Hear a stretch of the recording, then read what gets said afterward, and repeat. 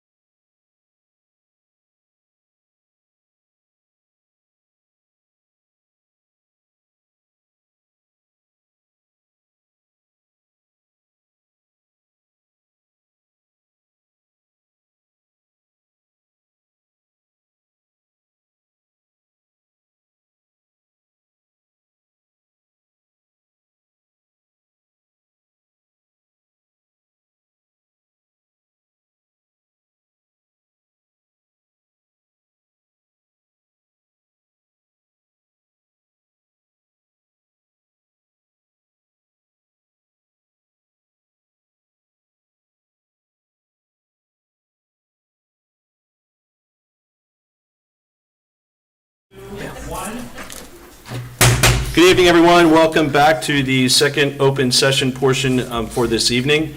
The next item on the agenda is to report on closed session. The King County Public Schools Board of Education members, this board, Dr. Karen Couch, the superintendent, Dan Hushin, supervisor of human resources, Adam Constas, legal counsel, and Gail Manley, executive assistant to the superintendent, met in closed session under general provisions Article 3-305B, Section 1, where we discussed the appointment, employment, assignment, promotion, discipline, demotion, compensation, removal, resignation, or performance evaluation of appointees, employees, or officials over whom this public body has jurisdiction, and any other personnel matter that affects one or more specific individuals. The reason for this topic to be closed session is that public discussion of applicants and employee names and personal information could discourage people from working for the board and contain sensitive personal and biographical information. Personnel information is protected from disclosure under the MPIA. This session was for information and discussion purposes only. No action was taken. Personnel actions will be voted upon by this board in Section 5C of the Superintendent's Report portion of the agenda this evening. The next item on the agenda is the Pledge of Allegiance. Ms. Messick, would you guide us, please? I pledge allegiance to the flag of the United States of America and to the republic for which it stands, one nation, under God, indivisible, with liberty and justice for all. Thank you. The next item on the agenda is approving the minutes for the October 9th, 2023 open session meeting. The administration is recommending approval of the minutes as presented from the October 9th open session meeting. Do we have a motion to approve? I'll make a motion that we approve those minutes. Ms. McGee has the motion. Do we have a second? I'll second. Second by Ms. Sullivan. Any further comments or questions? Hearing none, we'll go ahead and call for the vote. All those in favor? Aye. Aye. Opposed? Ms. Messick? Aye. Motion passes as approved and presented. Thank you so much. Appreciate that. Okay, the next item on the agenda is our public participation. Ms. Gale, do we have any?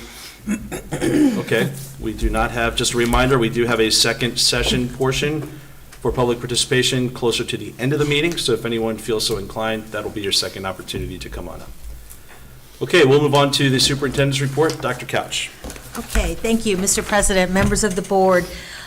I just have a few things to report on, and then I wanted to spend a few minutes talking about a possible change we might consider to the agenda in December. First, I just wanted to note that on October the 13th, Mr. Gatz, Mr. Hushin, and I attended the Teacher of the Year Gala in Baltimore, and it was really great to honor Jess McGee as our Teacher of the Year. This, I think it's been since 2019 since the last time we had the Teacher of the Year Gala. I know they suspended it when we were in the midst of COVID, and it never got reestablished and reinstated. So this was the first time we've gone to a gala in a long time. So it was really nice, and I think everyone there had a really nice time. We got home late, but it was fun. Mr. Hamlin and I also represented Kent County Public Schools at the opioid town hall on October the 24th. I thought there was going to be an opportunity for us to talk about what we're doing in our school system in terms of trying to mitigate any possible uses of drugs and opioids in our schools and how it might affect our families, but mainly it was just an opportunity to share and hear what others felt needed to happen with regard to helping those with addiction.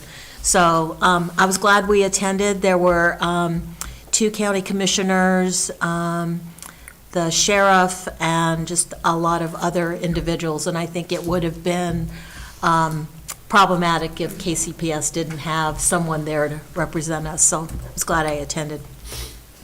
We began our learning walks. As you may recall, we started this about 3 years ago, where we go into the schools, we give opportunity for the principals to share what they're doing to improve student achievement in their school, and then we have an opportunity to go into the classrooms and observe and try to help out in terms of identifying some of the look-fors that the principal would like for us to note when we are in observing the classrooms.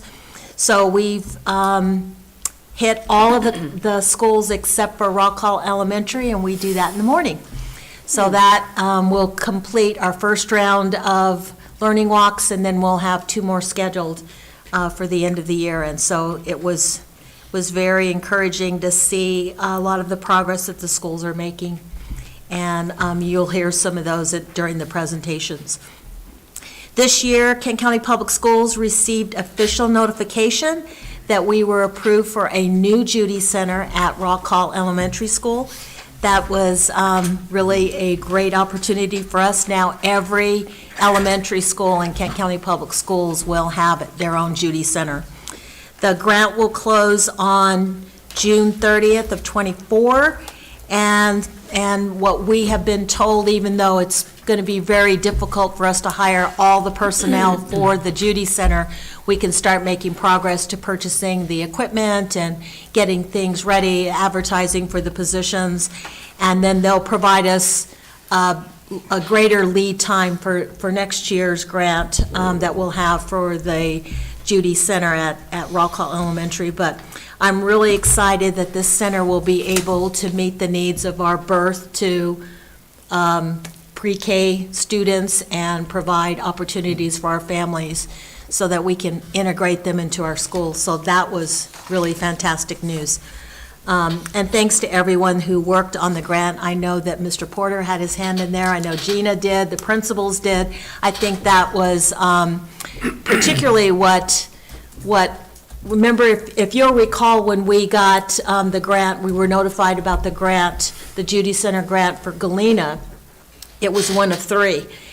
And I was listening to the State Board of Ed meeting, and I heard that they were going to approve 2 more Judy Centers, and I saw Kent County Public Schools up there, and I was, how come we didn't know about this? They were announcing it publicly, and so I asked Ms. Jacomowitz about it. She said it was supposed to be a secret, but they announced it to everybody at the meeting. So one of the things that they highlighted was what made, this is out of 5 new Judy Centers in the state, we got 2.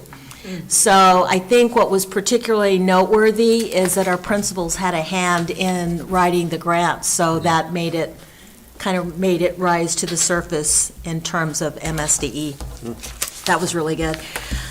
Today, there were a number of us, I won't go into all of the individuals that attended, but there were a number of us that attended a meeting with the president of Washington College today to talk about collaboration and improving our partnership with Washington College as we move forward with implementing the blueprint and what it means for dual credit, dual enrollment, and how can we strengthen that collaboration between the two organizations, and then just actually looking just beyond dual credit, but what is it that we would like for them to strengthen, provide us with more mentorship opportunities where we share students. Can we provide more opportunities for our students to go on campus? Lots of great ideas that came out of that meeting, and I think it's very encouraging. So it's nice to be able to sit and talk about what are we doing right and what can we do better so that we can strengthen that collaboration. And the last thing is talking about some changes that I'd like for us to consider for the December board meeting. Mr. Getz and I talked a little bit about other school systems. I know we utilized a consent agenda in my last school system, and would this be something that we would want to consider moving forward? So what I did, I had Gail put together what would a consent agenda look like for this board meeting today if we were to utilize a consent agenda. So I'll talk a little bit about what that would look like, and if you'd like for us to move forward with utilizing a consent agenda, then we could do that moving forward. The whole idea of a consent agenda is to look, and let me just say this, I spent some time talking with Mr. Constas, and we looked at other school systems that are using a consent agenda, and there really isn't a hard, steadfast way of implementing a consent agenda. But normally what you would do is put items that you think that are like standard, that are the types of topics that may not require a lot of conversation, but we just would put it on a consent agenda. So looking at today's agenda, if we were to use the consent agenda, we would put the minutes, obviously that's a given. In most every school system that has a consent agenda, they have personnel actions. And then, I would propose if we had a consent agenda tonight, we would put the KCHS graduation date because we're pretty limited on, the date that we can pick. Overnight field trips are typically approved by the board. They're not ones that you spend a lot of time talking about. And then policies that might be on their second review. We've spent the time talking to you about it during first review, but maybe this is their last review. And so what would happen is you put all of these things on the consent agenda, and then it would be one motion, and all of those items would be approved in one motion. What it would require is that, A, you do your homework before the board meeting so that you review all of these items very closely, and then if there is ever an item that you feel needs to be taken out of the consent agenda because you have a concern about it, you can always make a motion to remove one of the items from the consent agenda, and then we could take that separately. But what this would do is try to streamline the meeting, so we don't spend a lot of time going over each one of these things individually and taking a vote for each of these items individually. In this case, we could take 1, 2, 3, 4, 5, 6, 7, 8 items and then just approve it in one motion. So I'll throw that out for conversation and discussion amongst the board members. Yeah, so I just wanted, so this was a topic that, obviously being involved with MABE the last, 5-6 years, but last year really as president of MABE, I mean, this is something that many boards do. And it really is streamlining, with the option, as Dr. Couch mentioned, that if there's something that's in there that you want to talk about, it can be pulled out during the approval of the agenda. When the board president asks for a motion to approve the agenda, there can be conversation. I'd like to propose, or I move to approve the agenda with pulling out this topic. What this does then is it also then allows us time to spend, if we need it, to really dig into the actionable work that we need to talk about. Middle school, blueprint, like things that we dig into, where we get caught pretty heavily. And this is not to erase the opportunity to talk about it. It's not to erase the opportunity to have the discussion in public. As Dr. Couch mentioned with policies, we have first read comes through all the time on all the policies. There's no intention to replace that, right? These are the changes. If there are questions, we can ask about it. If there's questions that you have, during the meetings, whether you wanted to speak to Dr. Couch or whoever, or come back and talk about it, then we pull it out of consent agenda. But it really is a way to kind of structure the meeting slightly different so that we can also dig into those topics that actually are pretty heavy, right? I mean, it's, audits, things like that where we spend a lot of time, it really gets us to a place that's, a little bit more streamlined. I appreciate wanting to streamline it. I am concerned that we don't get to have an individual sort of impact on each item. So there might be something that I want to discuss, but that I feel strongly is a no for me, and me voting no on all of the items wouldn't be how I would want to approach it. That's where you would take that item out. You would, we would put items in the initial agenda, and if you feel strongly about it could even be a personnel action that some of you feel like that's not something you can blanket approve, then you would pull that one individual item out. And then it would be added onto the regular agenda for further discussion. But if there's no opposition or no concern about the items that are on the consent agenda, it's a way to streamline the meeting so that we can spend more time talking about other items that might take more time. Are you finished, Francois? Yes. Okay. Ish. Okay. I was going to say, I'm all for moving things along too and making the meetings more efficient. And I agree, there are a bunch of stuff that bang, bang, bang. But, what if there's something that, I don't want to say it rises to the level to pull it out, but that I'd have a question or two, like, let's make something up like about the band trip. If the motion isn't, maybe when you talk about us needing to do our research and be prepared for a board meeting, maybe also the motion could be a little more informative that would answer our questions. For Right. example, how many chaperones are going? How much class time are they going to miss? Have they been excused? Right. Those to me are just regular questions that I don't want to bog down in a meeting, but unless you ask them, Right. you don't know. And sometimes the motions aren't that informative. Right. Right. And then, again, we can start slow. Okay. We can, we don't Yeah. have to go all in and put everything Yeah. that needs to go in a consent agenda. We can start with, obviously, the minutes, second review of policies, And some of that stuff and. is just for information. Right, and we talk about personnel in closed session, so that, to me, those are logical ways to start out. We can start out slow, and there is no rhyme or reason what you have to put on the consent agenda, and then we can just kind of feel our way through, and we don't have to jump all in right away. This is just a recommendation of what could have been on a consent agenda. It's not necessarily the way we would go. So how about, okay, so there's a few purchasing items on here. So let's say that's on the consent agenda, and then one of them you want to pull out.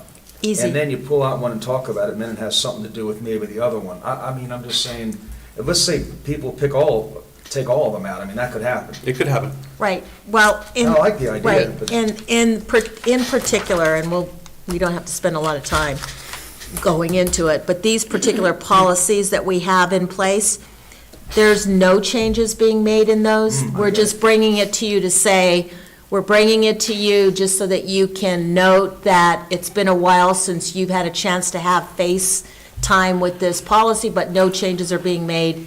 We just would like to update the board docs to say that it was reviewed in 2023. Could we, and it just is a thought, rather than defaulting to a consent agenda, could we do the change to the agenda at the beginning and say, let's move these items to the consent agenda, rather than pulling things out, so that the things that are obvious, like these policies, we would say, Yeah, let's put those in. Yeah, I mean, it's really up to you how you want to amend the agenda, whether it's to pick an item out, which is. right. what you are- But I think we or- wouldn't want to do that as a regular basis. I think the problem with starting with them all individualized and then lumping Yeah. them in consent That's a is problem. that members of the public might not know that in advance. Right. You might want Gotcha. to talk about an individual one. I mean, we can start out slow. We can start with minutes, personnel, And policies and that then we've- policies that are under second review.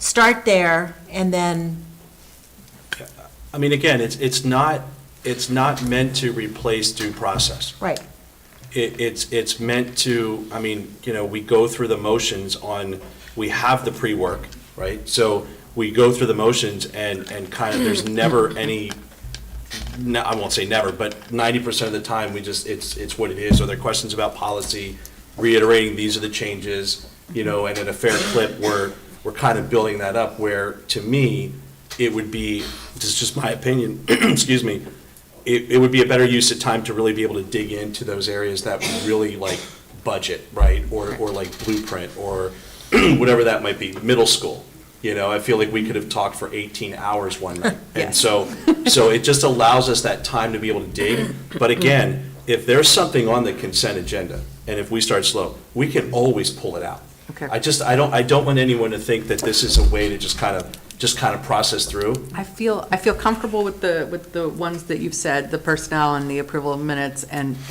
the second reading and vote on the policies, because I feel like we are given the opportunity in some way to already discuss those things. So Right. this is just, Right. now we're voting, so I'm comfortable with that. It's just the few things that are like new on the agenda tonight that I That's fine. wouldn't I necessarily mean, I wanna just, lump I those just in. threw that out as a possibility, as where it could go. We don't have to go all in. We can start slow and see what feels right to us. And certainly, if something is, when you get the notice that the agendas are out on a Thursday, and you review it, and you know personally that you're going to have an issue with one of the items on consent agenda, you can always call me and let me know, and then we can amend the agenda and take that out and put it in the regular. You know, you don't have to wait till the night of the board meeting to say, I've had an issue with this, and I've been thinking about it since Thursday night. You know, you can always let me know, and we can always pull it out and amend the agenda before it goes out. And I think we also need to be clear that the items on the consent agenda aren't going to be voted on individually, so that the community knows that we're doing a Yeah. group vote on those essentially. Right. The county commissioners have consent agenda. Chestertown's Historic Chester. District has it. I mean, we would not be the only governmental organization utilizing a consent agenda. So it's just a Okay. thought. So if you're willing to try it out next month, I would start easy. Sure, I mean, like I said, I'm fine with the policies for vote, the personnel, and the approval of minutes, the things where we have had opportunity for discussion already. Okay, fine. But whatever the rest of the board wants to do. Are you good? Yeah. I mean, I like the idea. We just Try have it. to wait and see how it plays out. All right. Do you need some sort of motion for that? I think I Okay. can, we developed the agenda, so we're good. Okay. Then, Dr. Couch, if your report is completed, then we have school spotlights are next. Yes. I don't know who's going first. We got Garnett is up first. But unless you guys want to Rock, do paper, rock, scissors. paper, scissors.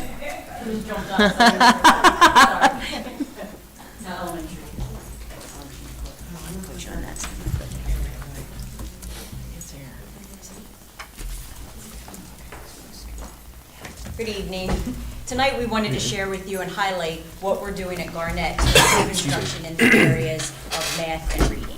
And so why do we have this focus? Obviously, when we looked at our MAP and our MCAP scores, you know, students are making progress, but not to the level that we would like to see or that we know that they are capable of. So we were just looking at some ways, some things, you know, looking at our results. We didn't like our results and we wanted to be able to improve, and just looking at what we needed to do to improve instruction, which overall would improve our student performance. So just wanted to highlight some things we've put in place. And one of the first things that we're going to talk about is like our professional learning community. And you'll hear us say PLC, but we're going to explain what a professional learning community is. Again, it's nothing new to Kent County or new to teaching, but we're just going to share a little bit how we've kind of formatted that, changed it. A professional learning community is an approach to a school improvement where groups of teachers work collaboratively at the school level to improve student outcomes. Professional learning community schools start from a simple idea that students learn more when their teachers work together. And I think for us, again, like I said, it's nothing that's new, it's just the structure of the PLC. You know, we had this in place before, but just knowing, we were saying it was happening, but it might not have. But like just the components of a PLC, we really now are going back true to that. I believe when Dr. Couch first started with us, we really had some professional development in that area. And I think when you get new staff, sometimes, again, you make that assumption that they understand what's expected of them. And we realized, you know, they hadn't had that professional development. So just kind of taking some things back, just that structure, which allows that accountability piece, you know, for everyone with that. So So you'll see on this slide here, so our PLC lead. So what we've done, so we have leads that are assigned to each grade level. And you can see there, they're listed. So those are it's like our instructional leadership team. So those are resources which we're very thankful to have in the school. You know, our teacher specialist community, our intervention, our coach, that they're not assigned to a particular, you know, we're not teaching. But as you can see, now we are assigned to a particular grade level, and that is the grade level that we meet with weekly. So you can see all the names here with our Judy Center, you know, Megan Smith, who's our instructional coach, myself, Flo Terrell, Heather Davis, which is our Title I, and Gina Frazier is our teacher specialist. So we meet weekly. So for example, I'm with the second grade team, so I meet with second grade weekly. But another piece with this is that the leads, the names that are listed on the board, we meet weekly in addition to that, which has been great. I feel like we're really able to share, so I can highlight, okay, this is what the second grade team, this is what we're working on. You know, these are some things that maybe we're struggling with, that maybe other grades are, and then as a team, we're realizing that might be an area that we need to intervene, like some professional development. It's also a way to highlight some things that are happening, because a lot of good things are happening that sometimes you're not necessarily aware of. And I think for me personally as a principal, I can't be at every, you know, PLC, so this allows me to still know what's happening, you know, at each grade level. And we have like a running document, and you'll see some of the things that are included in each meeting that helps us keep in touch with that. To also add to that, the individuals on the team have strengths in those particular areas. And I think that also builds capacity with middle level leaders, that they still feel like they're part of the classroom and they can contribute to it as well. I'm actually speaking from my own experience, but I think it's great that we have the, you know, seasoned teachers in these positions, and we have newer teachers, and we all have just completely different perspectives, and sometimes have pretty courageous conversations, that's been really, really helpful and productive. Okay, my turn, isn't it? Okay. So besides having the lead PLC person, there is also lead teachers. So if, for example, I'm a third grade lead, if I'm out because I'm doing some community school things, Jenny Maloney would take the lead, and we work really closely with that lead teacher, and we think it's a great bonus, because basically we're building her capacity to be a leader and to get her perspective from the classroom. And basically, if I was out, she'd conduct the meeting, and we'd discuss the minutes, and then we'd meet again and bring any concerns or things back to the total lead meeting. Before we started every PLC, even our lead PLC, we always developed norms together, rules that we would all abide by, and I think we have pretty well. So then within this, you can see within each PLC, these are things that we talk about. As Flo just mentioned, our norms, but that meeting agenda. So really, that's not, we don't say this is what you're going to meet about. That's for the second grade team. The first grade team, you know, at the end of every meeting, you know, they set that agenda, because again, it's their meeting, it's not my meeting. You know, it needs to be productive and meaningful for them. So we have the agenda is always set, as well as I think one of the big things too, that standards checklist. You know, within that PLC, you know, they identify what standards they're teaching in that area of math and reading, as well as the next piece is huge for us, that progress monitoring. So not only are they identifying what standard they're teaching, they're identifying how they're going to monitor, how they're assessing that standard. So how do we know that those students have mastered what we're supposed to be teaching? And I think this is big for us, because that's providing that consistency. So if we're both teaching second grade, we're assessing it the same way, which before, I can't say that we always were. So like when we're trying to have meetings, we're comparing those apple to oranges. So it's now, we're really doing that the same way. So we know that teachers are really having that ownership for that and that understanding. And it's nice because, you know, it's that consistency, and I think that was a big piece for us that they were missing. And now we're able to say, to look at that progress monitoring and say, okay, these students, they got it, you know, but some of them don't, and what do we need to do? So it's a couple things. It's kind of reflective because then we have our academy time that's built in, so we can say, okay, during this academy time, so maybe in math, if these students were still struggling with fractions, this is what we know they need to focus on. But also then too, sometimes we might have, you know, a teacher that one particular class didn't do well, but the other two did. That's when we have those conversations. Okay, well, how did you present that? Because Right. obviously your students got it, mine didn't. So it really is, again, I think it's just putting that data, you know, every week we're reviewing that, and again, that drives our instruction, what we need to do and how we're doing it. So I think that those are some of the big things that we've put in place. You know, everyone has to always have a note taker, and the nice thing with this is we all have running documents. Anyone can have access to that, so they can go in and see every week what we've discussed, you know, what we're focusing on, and that's, again, that accountability piece. They have to meet, so, and we know what they're discussing. So really, if I have a question, I can go back and I can see everyone's progress monitoring. Plus, as a principal, when I'm walking in, either doing formal or informal observations, I know what standards they're supposed to be teaching, so that's what they should be doing. So that, you know, helps that check and balance piece. And it was, and again, as to add on to what Brenda said, it is accountability, but it also, I think that the teachers have responded really well to it. I think it's helped them build confidence with their classroom and also as leaders in the school.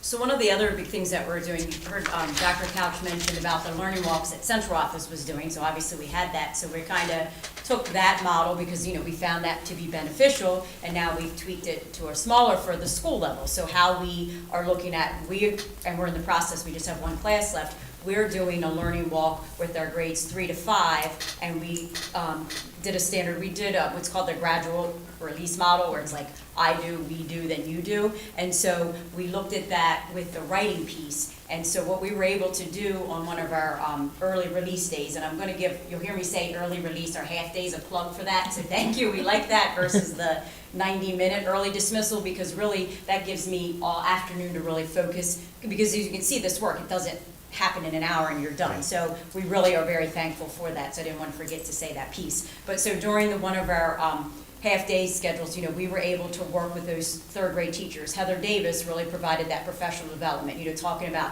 this is what gradual release is, and then we even had a video that we shared with them. Then grades 3, 4, and 5, they looked at the main idea standard, and they looked at unpacking that standard. So in third grade, you know, main idea, you know, it stated they have 3, you know, details they're able, it's right in the text. In fourth grade, it might not be right in the text, it may be implied. So just kind of looking at that progression and unpacking that standard so that they really understood that at this grade level, this is what those students are expected to do. So then as a team, we go in, and it's like 4 or 5 of us, but the nice part about it, so when we had third grade, like the fourth grade teachers were involved in that learning walk. And I feel like, and afterwards we debrief as a team, and then we bring the teacher in, and that part has probably been the most rewarding, because at first, of course, I mean, anytime anybody's gonna come in the room, they're a little nervous, and it's, you know, they're colleagues, but it's like 5, but they all have it's like, it's not as bad, and they actually wanna continue to do that, because they're like, one, it validates what they're doing, because you give them positive feedback, but they're learning from one another. I think that's the big piece. You know, when we had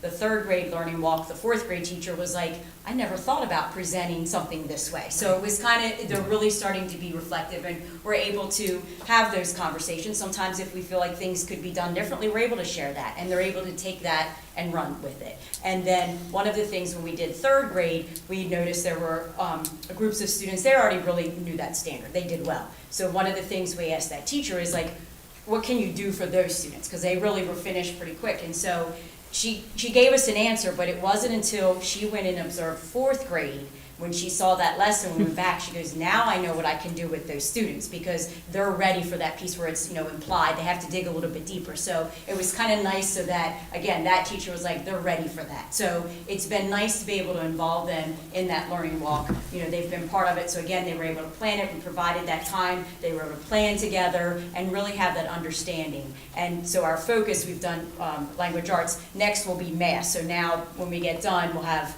November and December as our leads to plan that, what that's gonna look like, and then present that for them. And it's nice because they're talking about it to one another, saying, it's not as bad as, so it's like, and they're asking for it, so it has been nice. I know that when we did third grade, and I had the third grade reading teacher talk to the other teachers about the gradual release, there was a little bit more buy-in, and I think, I can stand there and say, this is important, we have to do this, but I'm behind, I'm not there in the trenches. So I think it's powerful to build that kind of groups, those kind of teams and groups.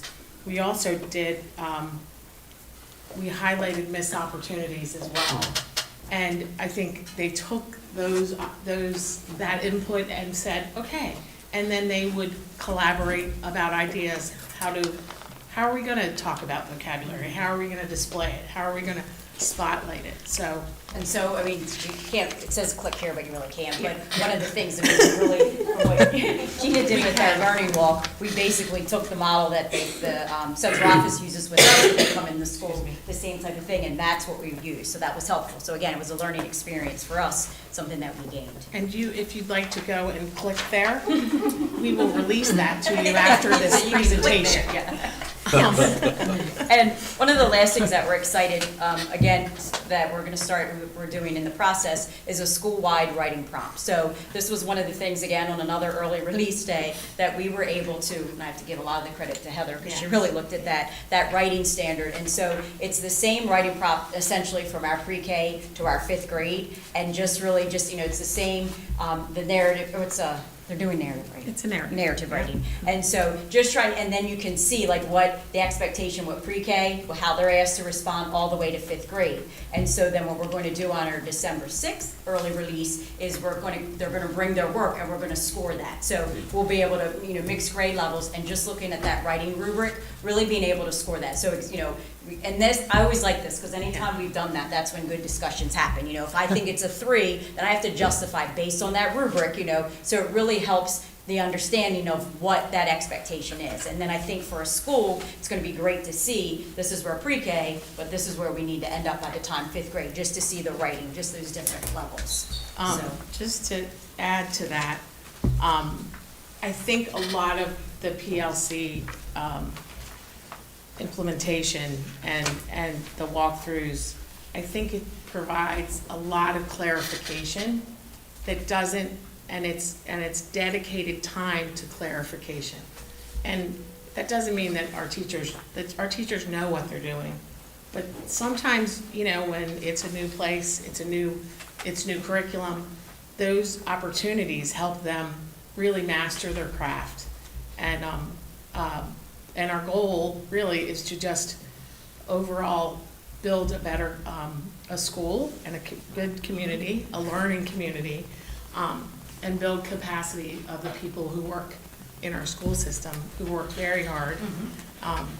And we definitely, the ultimate benefit goes to the students. and I think also, just in addition, personally as a principal, just, a greater appreciation for, what our teachers are doing based on the demands and things. And for me, it's helping me with because I don't know all the standards from pre-K to 5, but just a better understanding, going through that. Now I do realize, when I'm in a 4th grade classroom, they shouldn't just be finding main idea that's right there. That's where we start to look at that inferencing. That's that piece of that rigor, because that's where we saw our students, how we're not getting really many in that 5 bracket. So what do we need to be able to push them? And those are things we were just teaching that basic level, but what we need to do that. So it's helping me professionally as an instructional leader as well, seeing what teachers are doing, working with them in their grade levels, so that it has more meaning for me as well.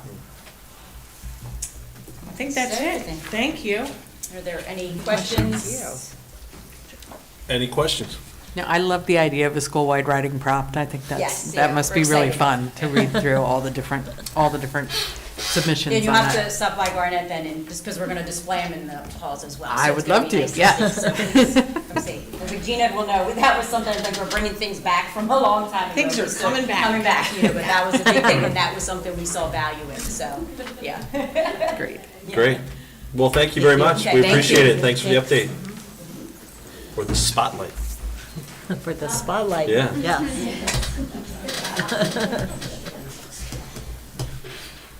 Hello, good evening, how are you? Good evening. So I'm going to follow that with some exciting things and some of the planning and procedures that we're doing at Kent County High School. I just want to first talk about the theme that we're doing for this year is an intentional and focus, and we've talked a lot about that with our students, also our staff and our community, is how can we be intentional and in focus as we continue to make improvements in our overall academic success of our students, because we have so much that we need to do, and in our world, our plates are very full. This going into my third year at this point, you know, how can we take what we have done? I've always been, and the team has always looked at, you know, what is that 5-year plan and where are we along that 5-year plan?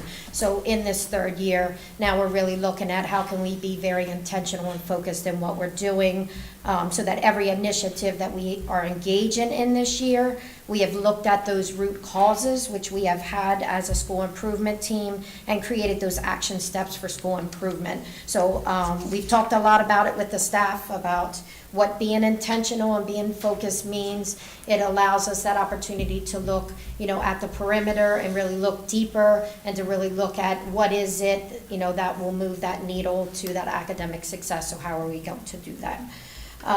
So I just wanted to bring up those values that we do, that Madison says every day on the loudspeaker. We talk about these things and we stay true to that with any planning that we do with our teams, with our students, and also with our teachers, that we keep that open mind.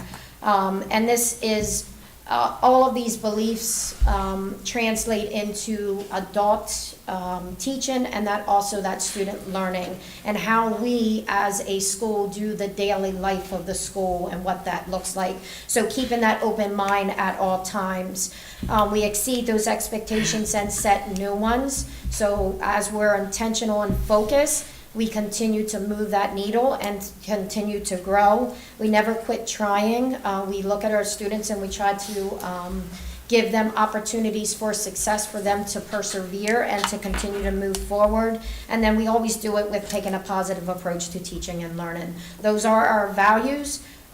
We live that every day, and we always make sure that we keep that in front of us at all times. I'm going to talk a little bit about KCHS highlights.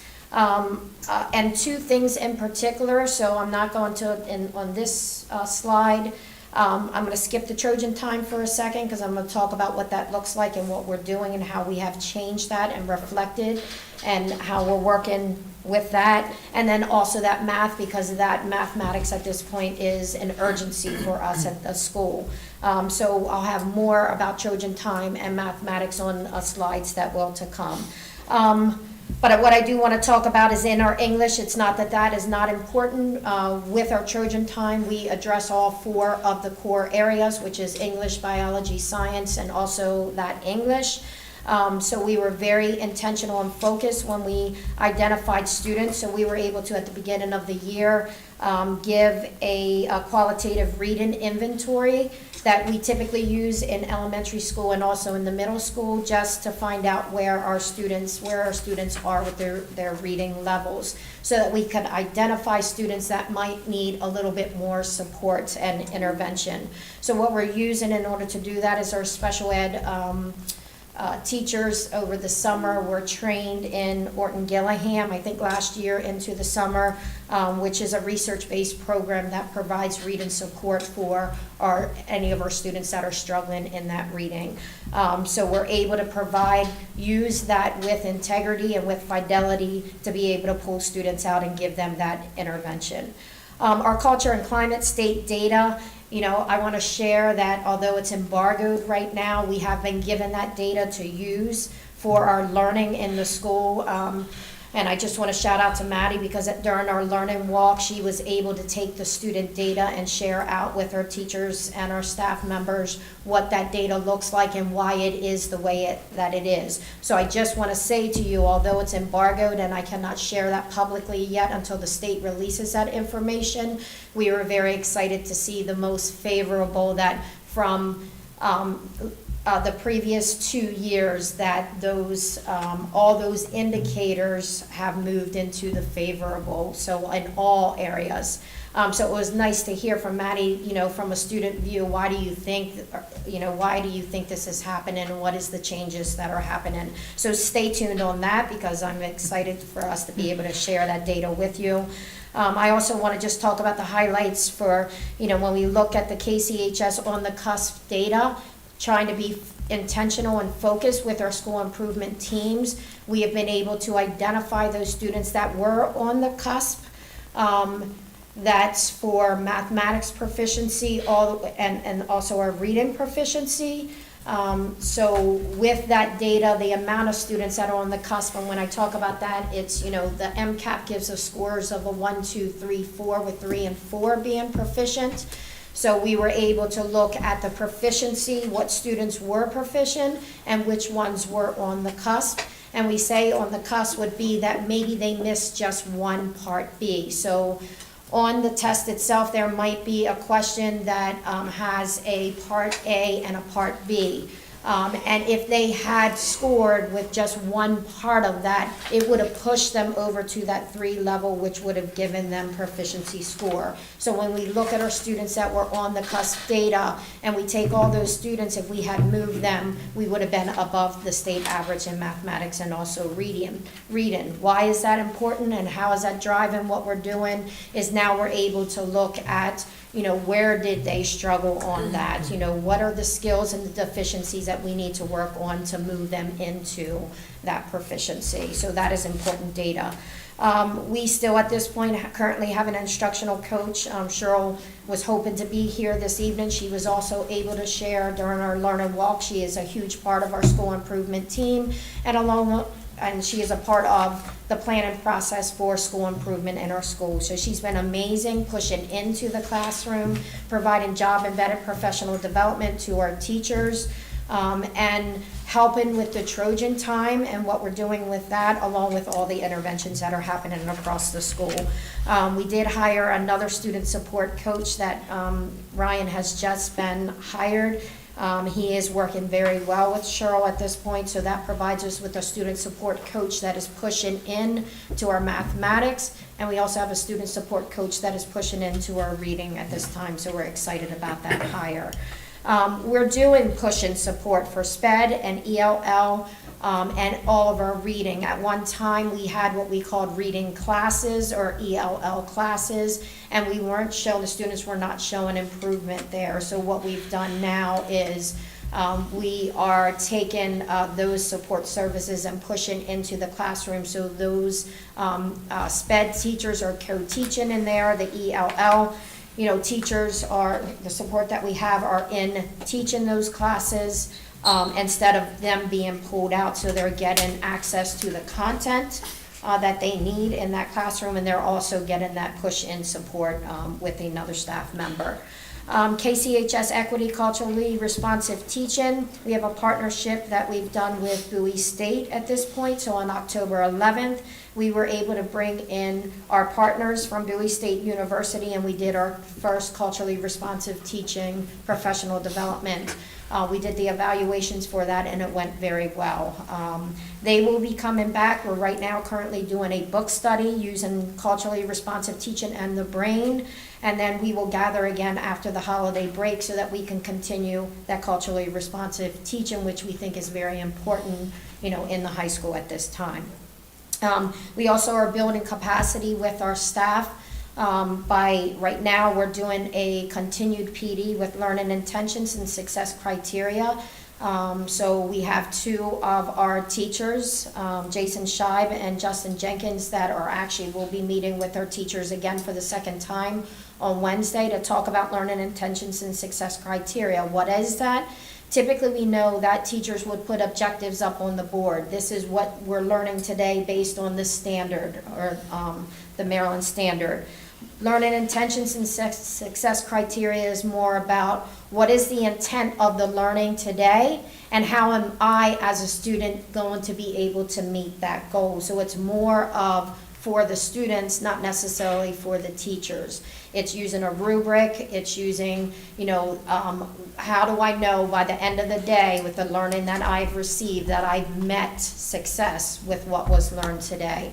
So our expectation is that we will continue that professional development for learning intentions and success criteria throughout the year, so that it's a mind shift, and it's just a way of, teachers can also use it, but the students that are sitting in the classroom need to know how I'm going to be measured by my learning, so it's just a different way of thinking.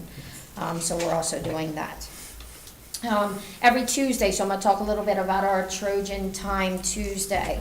There are 3 purposes to our Trojan Time Tuesday that we're doing now. Purpose number 1 is just to create that positive and caring relationship among staff and student, which promotes an emotionally and physically safe environment for all of our students.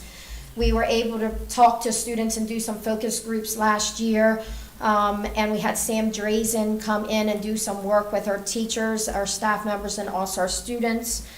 Any opportunity that admin have to, or counselors have to pull teachers or to pull students in to talk to them, we always ask them, who's your person in the school? If you have an issue or a problem, who is the one person that you would go to? And what we were finding is that students were struggling with making connections with 1 or 2 people in the school. The research does support that the more adult connections that students have, the better off they will be. So one of the main purposes of Trojan Time Tuesday and this advisory is that students are able to create more of those adult connections. So we've been revising and revisiting. There's a little bit of pushback with the teachers on the advisory right now because they have students in the class that they don't know possibly. And what we're trying to say is that's the reason for that. We need to make sure that they, that they are making a connection with another adult in that building. So that's purpose number 1. How do we accomplish that? We're doing socially emotional learning lessons and team building. The advisor teachers are doing. And then having some fun things, activities such as our homecoming door challenge. It was a way that group of students could, decorate the door for our homecoming. So it's not just about in there doing a study hall or to set goals. They're also doing things that will engage them as a group so that they belong to that. So just building that relationship between the advisor and the student, and also building those relationships between students and students.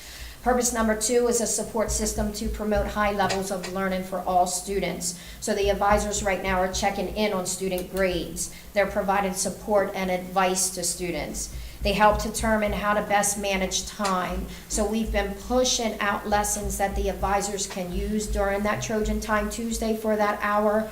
We also give them the autonomy to, if they have something else that they would rather do, that's fine, but we provide them with some lessons and support that they can use while the kids are in the classroom. Advisors provide study skills or help to excel, help for the students to excel in all of the classes. Purpose number 3 is a school-wide exposure to relevant and important issues, which include college and career readiness, as well as social and emotional growth. How are we accomplishing this? By activities, explorations, and discussions during that advisories and lessons that help all students. The vision that we have for Trojan Time is that eventually we're going to get to the point that it's going to help under the blueprint. We need to make sure that we're bringing in some community partners, that we're enhancing our CTE expansion, that we're looking at apprenticeships and internships, and how are we creating those partnerships with the community. So the vision is for Trojan Time is eventually we're going to get to the point where we have, and we spoke to Washington College, today when I was there about them possibly maybe bringing a physicist to the school that can talk about what that looks like, or to bring some of their staff members to give some advice as to, some careers that they can go into. So they're very excited, Washington College, with partnering with us And they were already looking at their calendar to see what day that they can come in or bring some of their staff members in to maybe have some sessions around the high school. Tomorrow, we have Dixon Valve coming in to do a character counts lesson. We were trying to revamp what character counts looks like at the high school level. It's very much set in elementary school and middle school, but what does that look like in the high school? So tomorrow, Dixon Valve is coming in, Deanne Jones has, and Brian Matthews are coming in, and we were able to pull 2 of the advisories for a total amount of 40 kids, and they will provide a lesson tomorrow on choices. So what we're thinking about is where can we find community partners such as, restaurants or chefs or, welders to come in during that time, so that eventually it will come where they can sign up for sessions based on what, they would like to do. So it would become almost like a conference-style session that you can sign up to go to these sessions. But the other thing is Trojan Time Tuesday is allowing us to get students the intervention that they need, one of the main thing in those core 4. So we have teachers that are providing intervention in Algebra 1, in reading, in the English, in the biology, and also in the government at this point. So we have students that are going to intervention, and they are being supported through that. Okay. KCHS Mathematics, which is also a urgency for us. I want you, when we talk about intentional and focus, which is our theme, we were very intentional and focused when we did our master schedule for this year. We were able to put in 2-year-long Algebra 1 classes this year. The high school schedules on a semester schedule. We have 4 blocks in the first semester and 4 blocks in the second semester. So what we were able to do is hand select students based on their MCUT scores, their MAP scores, teacher recommendation, and what we know about students to be able to see which students needed to belong in those year-long Algebra 1 classes. So currently we have 26 students that are in a year-long Algebra 1 class. So typically you would get that class in a semester, 90 minutes. Now it will be year-long, so they're getting 90 minutes every day for the rest of the year to give them some of those foundational skills and to kind of slow down with them and meet them where they are in order for them to get that Algebra 1 readiness. All of our math teachers have an Algebra 1 class, so when Garnett was talking about professional learning communities, that provides a way for our teachers to belong to our professional learning community and talk the same language. So all 5 of our teachers are teaching an Algebra 1 class, so what they're able to do is to meet during planning time, to meet during professional learning communities, to see which strategies are working in their class, who's having success, maybe with the strategy they're doing, and able to talk about that to make sure that all kids are getting those same needs. So it just provides that easy way to provide a professional learning community. Weekly intervention through that Trojan Time is through mathematics. We also have some push in supporting co-teaching. Some of the best co-teaching that I'm seeing right now in our classrooms is coming from our mathematics department. I have always said to my teachers and staff that years ago, as I was an instructional coach, I visited a Cecil County school, and I went in there, and I'm very instructional, and there were 2 teachers in the classroom that were teaching, and I had no idea, could not tell with all the background knowledge that I had, which one was the SPED teacher and which one was the Gen Ed teacher. I was able to do an observation today, and I felt that same way with the co-teaching model that we have in our classroom. So I went into that Algebra 1 year-long class. There is a co-teacher in there, a SPED teacher and a Gen Ed teacher, and they fed off of each other. They did the same, so you didn't know who was, no one was working, it wasn't the SPED teacher that was just working with these SPED, students. They were able to have 2 very research-based, the best instructional practices in the classroom. So we are making sure that we are duplicating that across, all of the departments at this point. We do have a student support coach, and then we also have an intern that is in those classrooms. So we have a lot of support that's pushing into our mathematics right now, and that's a good thing because there is an urgency for our mathematics scores to go up and for us to give that for our students to be successful there. Focus PD, we use illustrative mathematics, so at every early release half day that we've had, we've been able to get illustrative mathematics to come and go deeper with our teachers to provide that professional development. So we do know that if we're not being successful, and if the students aren't learning, then we need to look at ourselves, and we need to look at the programs and find out where is the breakdown, have we not provided them the best support, and where do we need to go with that. So we've been able to pull in illustrative mathematics to do some focus PDs with us, to go deeper into our illustrative mathematics is being given at the elementary, the middle, and we're also at the high school now. We're also looking at supplemental programs, and those things are getting ready to go into effect. We are looking at ALEX, which is a supplemental program that high-performing counties in the state of Maryland have been using. So right now, we're in the process of getting that approved and getting that in the classroom. It provides a lot of data and support and reports where we can look at and students can see where their deficiencies are, and then we're able to look at those reports and find out where we need to provide some support. Get More Math is another supplemental program that we're trying to get into the classes that we can use in evening school. So when those teachers are not with those kids doing direct instruction, this is a way that they can continue to do some more work and to get, where they need to be. Modeling and reasoning, that's all about, so our SLOs are very structured to that, because what we want kids to understand is to be problem solvers. How do we make them creative thinkers and problem solvers, so that model and reasoning piece of the MCAP, and when they take that test, is where some of our kids struggle. So we're doing a lot of focus on that model and reasoning in the mathematics. I've talked about a lot, but those are the two things that I really wanted to share with you about Trojan Time and what we're doing, and also where we're going with mathematics, because that's what's driving what we need to do at Kent County High School to make sure that we are showing growth. So I'm going to open it up for any questions that you have. Any questions or comments? I have one comment. I'm really glad you're focusing on the math, because that's where we really need to improve in our system. And there's got to, all these little programs you have seem great. I mean, the kids can come in, can you double test, like, can you have the kids a week after and see if they remembered everything, from the week that they knew it all, do they retain those things? Mm-hmm.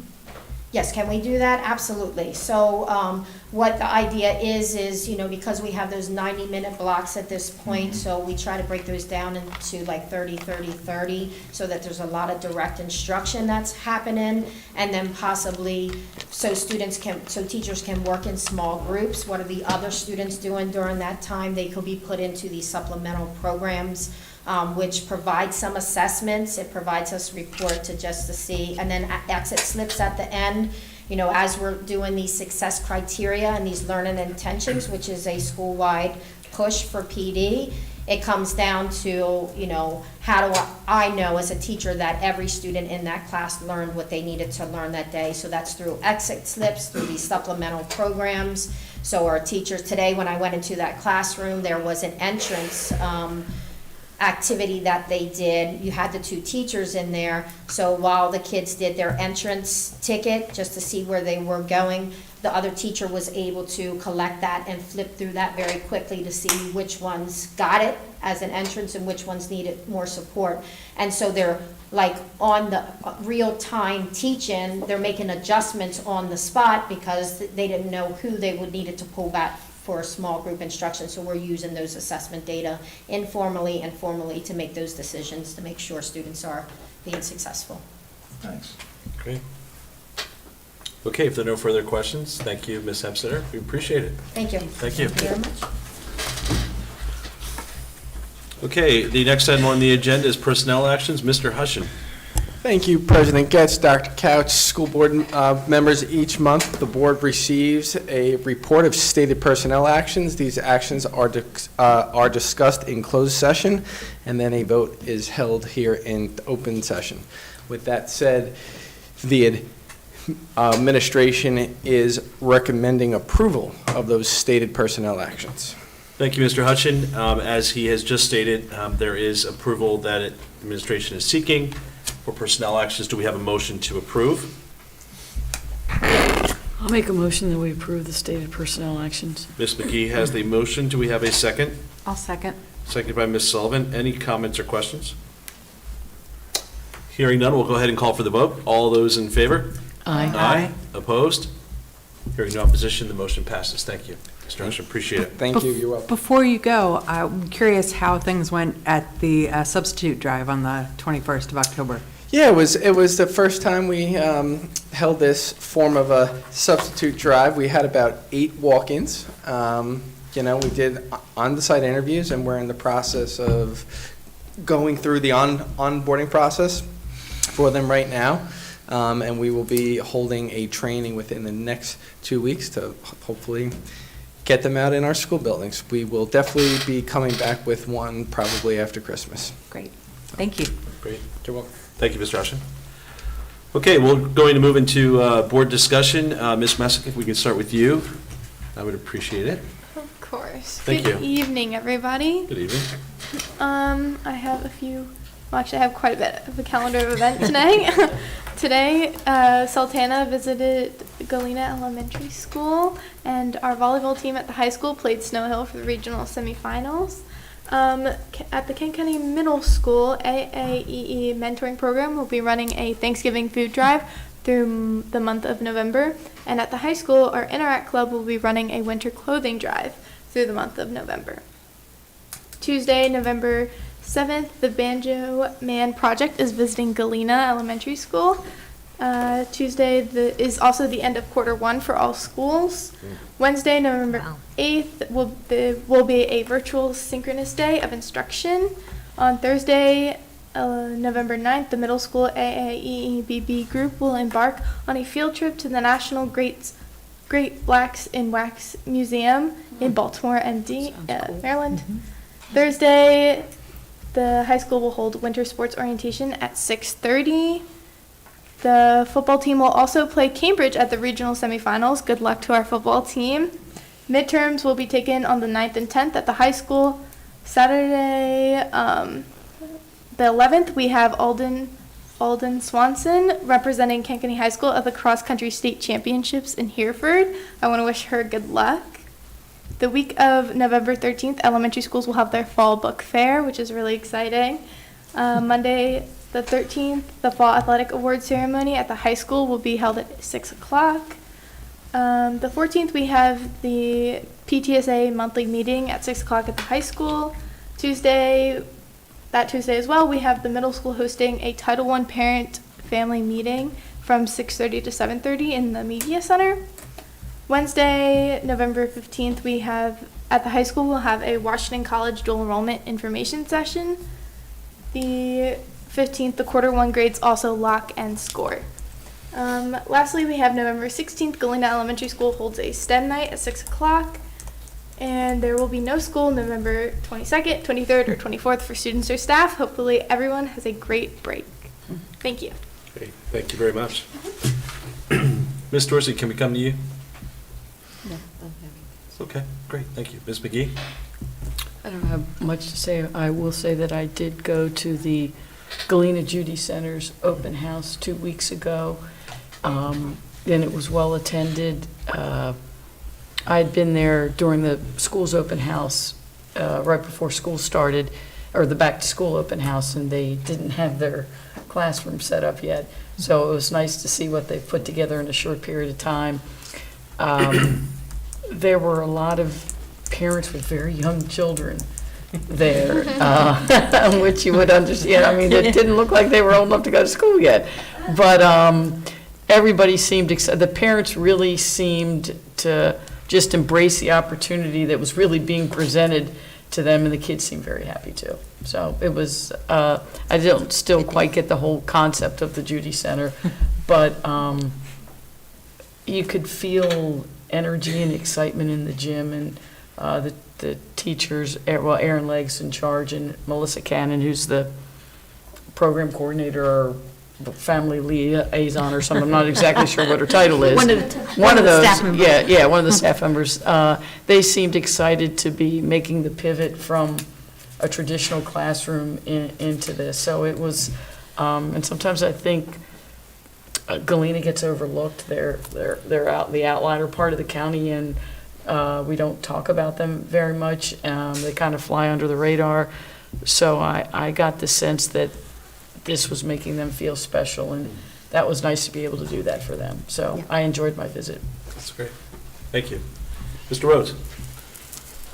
Congratulations, Madison, on the, Thank being the you. queen. And how did the dance go? Was it fun? Yes, it was a good dance. It was The great. Queen, That's great. Queen Maddie, Queen Maddie, there you go. Thank you, guys. the Queen. I Do just, we have to walk behind you? Thank you, guys. So much. I just want to say I'm really happy for the football team, and this Thursday they play. I hope we have success, and that's about all I have to say. And I want to keep this meeting going, so. Great. Ms. Sullivan? There I go, bringing it to a screeching halt with all that stuff. I'll try to be quick. I wanted to say that there was a request at the last Board of Ed meeting to position the screen a little closer to the audience, and I want to thank Bill Poor for taking care of that. Thank you. The CAC held a meeting on October 16th, and one of the items that was discussed was transportation and the usage of the late bus. And it seems that the late bus is still being underutilized. So I just wanted to remind everyone that all after-school sports and club members can use the late bus, and to please check with your coach or club advisor for more information. I think that buses depart daily at 5:30? At 5? Okay. So please check in on that. Also, the CAC members would like to remind the community that a community feedback form is available on the CAC page of the KCPS website, and that there's an option on that form to request that the submission be shared with the CAC. Each school has 2 CAC members. Parents and staff are encouraged to reach out to their school member with any information or questions they would like to share. All of the CAC members are listed on the CAC page of the KCPS website. In addition, we discussed at the CAC meeting the need for bilingual tutors. So if you or someone you know may be interested, please have them contact KCPS Central Office for more information. I wanted to also take the opportunity to thank our county commissioners for sending a letter of support for the replacement of KCMS to the IAC. Dr. Couch, I know, is working with our representatives and others to increase the level of state funding participation. So if you please let us know how the board can assist with that, and whenever we need to go to Annapolis to show our support, and we would welcome the community to join us as well. I'm looking forward to being a guest reader at Rock Hall Elementary School next week during American Education Week. American Education Week happens the week prior to the week of Thanksgiving, and each day of the week has its own theme during which we celebrate our public school community and honor the team of people who work in our nation's public schools. And thank you to all of our KCPS teachers and staff. And as was mentioned, I want to congratulate Galena Elementary School on the opening of their new Judy Center, and now also Rock Hall for when that's going to happen. As Maddie mentioned, the Kent County Middle School AAEE Club, which is Achieving Academic Equity Excellence, is holding their second annual Thanksgiving food drive. Donations can be dropped off at the middle school until November 21st. And the flyer is on the KCPS website and Facebook page, and it has all the items listed that they would need. Let me see what, and just finally, it's not too late to join your school PTA. So please make sure that you reach out to your principals and find out about your PTA meetings. Thank you. Great. Thank you, Ms. Sullivan. Just a couple things that I have. The school spotlights that we've seen at last meeting and this meeting, certainly a huge thank you to the folks that come out to kind of give us a peek into the fishbowl of your schools and what you guys are doing. It's pretty great work, and just really impressed with everything that's going on. And just for all of you and those that have come, and I think we have one more school to go in December, just to thank you for kind of giving us a little peek under the tent there as to what's going on. It's pretty cool stuff, and I really appreciate it. I know we all appreciate that work as well. Maddie, again, I was made aware of your homecoming queen honor through social media, but the pictures were great, and it just speaks to, obviously it's your senior year, so I'm sure it's going to get faster, so it's going to move quickly. Yeah. But just enjoy those moments because they're pretty special, and I know you mentioned some college talk, and that's going to come pretty fast. And Mom, I'm in your same shoes because I was there last year, and so Mr. Rhodes was as well. So if you need any help with working through that, we can help you out. But all in all, great job. I mean, congratulations. That was pretty cool, and you had a great big smile, so it was really nice to see you in that space. Thank you. The last thing I have is, the schedule that Ms. Messick actually ran through was packed.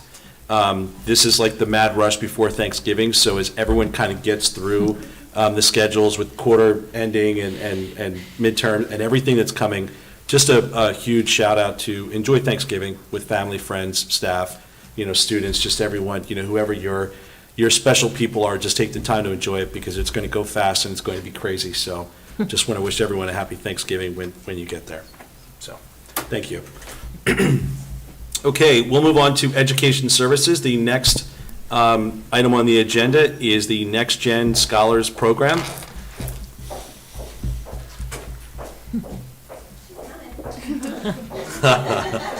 Everybody thinks it's either me or Principal Hempstead walking through the hallway with the clear flag. Am I allowed to hand out? Yes, sure. Yes. So, please. Treats. Sorry, it's not chocolate. But This is better than chocolate. oh, good. I'm so glad. I think so too. It's really not though. Well, maybe not for Mr. Rhodes. Reese's. Maybe not for Mr. Rhodes, but I think it's better than chocolate. I love it. I'm here for it. How's everybody doing with the change of time? No. Feeling good? Energetic? I can share some of my energy if you need it. I'm ready to go. There's one more coming down, guys, just in case. Got them all. One more. All right, so we are reviewing year 6 of this program, which I cannot believe, and talking about year 7. So I cannot believe it. But I wanted to share some numbers, and you kind of have the bigger spread of all of these things. But our Impact Maryland Business Roundtable for Education this past year, 224 class of 2023 students received $3.7 million in state grants and scholarships. So we're really excited about that number. We engaged 629 volunteers and impacted 25,000 students across the state of Maryland. And the magazine that you have in your hands, we print about 75,000 copies of that. You'll recognize some Kent County faces throughout that magazine as well, especially on the back cover. So just a reminder, MBRT, we were interested in inspiring a vision for the future. We build work-based learning opportunities, shaping tomorrow-ready workforce. That's kind of our thing, every student, a future, every business, success, so making those connections. Just a snapshot in Kent County, so last year, had 444 one-on-one and small group mentoring sessions. Dang, I was tired by the end of the year. It was a lot. 148 students last year had 66 sessions where we brought somebody from the local professional community into the school for a variety of different topics, hosted a lot of learning experiences, visiting colleges, doing FAFSA, financial aid workshops, mock interview sessions, some summer learning, where students earned, I think we had like 100 hours this past summer. So overall, 585 sessions with 1,600 students from our programming.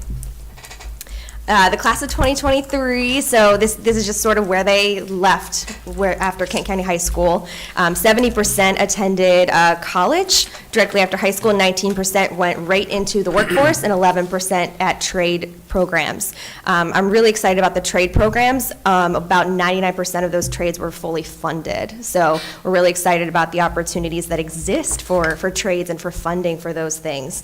That number, 70%, so we were looking at the very first year of this program, the first group was class of 2021 that graduated. About 45% went to college. 2022, about 60%, so now we're sitting at 70%, so increasing the college-going population for students. This year, of the 50 seniors that are in the program, 46 are applying to college. I know, Ms. Anderson tired already. It's been great. A lot of them by that November 1st deadline, which is real great for Ms. Anderson, so real good. We've really built our Next Gen Leaders program, so I have 12 students that are, oversee a lot of our events and programming and mentoring our new 10th grade students. We did a trip to Morgan State the day before school started, and they kind of got to, work with each other, kind of built a plan for the year. We're hosting service days throughout the year so they can continue to give back to the community. And I'll take them with me when I go into the middle school to engage 8th grade students. They love that. They like hearing from them, not me. It's so much better when they're hearing it. They're like celebrities when they go into that school. It's amazing. I love it. They really are. They don't want to see me. We also really are building on this alumni program. So now our first group of students that are in college are juniors in college. I know. Looking at them like, who wants to take over my job next? So I bring them back. I like to bring them back. They love to come back and talk with the students. So they'll come during their winter break in January to meet with juniors and seniors just to talk about what they wish they would have known, what they found out, weird things like, get to know your roommate, talk to your roommate, things like that, where they may have heard it from teachers or from us, but it's really great hearing it directly from the students that have just had that very first semester of college or trade school. So I'm hoping to also bring a couple of students back from community colleges. So we sent students to Cecil and Chesapeake this past year, and I love hearing their perspectives as well. The alumni are we train them for our volunteer program, so they are fully trained to go into 8th and 9th grade classrooms with us and present on Maryland Future Pathways. So again, they would rather hear from them than me, so it's always a great thing. Actually, last year we had she's now a sophomore at Towson University, Alana Fithian Wilson, did a session with the 8th grade classes, and her picture was in the magazine, and kids had her sign her picture, and I thought that was so great. I mean, her head went big, but it was awesome. I thought that was awesome. So this year, again, I said like a really college-focused group. 46 of the 50 seniors are applying to college, so hosted a college boot camp actually at Washington College, where 37 students attended and started the application process the second week of August, and I really think that helped them with that big November 1st deadline. What we're seeing, a really big trend with colleges and universities, is implementing that early deadline. So November 1st, November 15th, they're enrolling 80% of their classes from those deadlines. So it really helps to get students ready early. So we had a college boot camp. It was 3 days. Students got to create their Common App accounts, created their financial aid ID, even though the FAFSA is not available until December this year because it's making some changes. They got to do a mock college admission interview. They got to start their college essay, really learning all of the different elements and due dates and deadlines and things like that. So we dove right in, and they came all 3 days, which was awesome. I did not expect that. One thing we're really focused on, especially this past year, but moving forward, are internships. So last year we placed 12 students. We made 12 matches in the community with students. This picture, we partnered with the Lions Club. The Lions Club has some funding, so we had 3 students that got funded by the Lions Club to have internships in town. And they were all really great matches. It was such a successful first run. We're hoping to place 3 or 4 students again this year in internships funded by the Lions Club, which is really great. So last year they provided $1,500 for each student to do a semester-long internship, and this year it'll be $1,000 so they can spread it around to more students. And it's the Chestertown Lions Club. They encouraged me to say that, the Chestertown Lions Club. Again, year 7 cohort, year 7, I cannot believe this, 155 students. So we're looking to recruit a pretty big 10th grade class, about 60 students. That process will start within the next 2 weeks. So we recruit 10th grade students in November, bring them into the program, and the first thing that we do with them is a career tour of Kent County. So we visit local businesses, and they get to see what's in their backyard and what opportunities exist right here, and kind of make a fun day of it where they get to build connections. There almost always a student comes out of that with a job, so that's always a fun day. That will be the week after Thanksgiving. So far, we do a pre-survey, and right now, of those 155 students, 87% are interested in college. So yes. Yep. We just took a tour of Notre Dame of Maryland and Loyola. If you don't, they share a library, so they're walking distance from each other. So we visited both at the same time. Took 37 students to those campuses, which was awesome.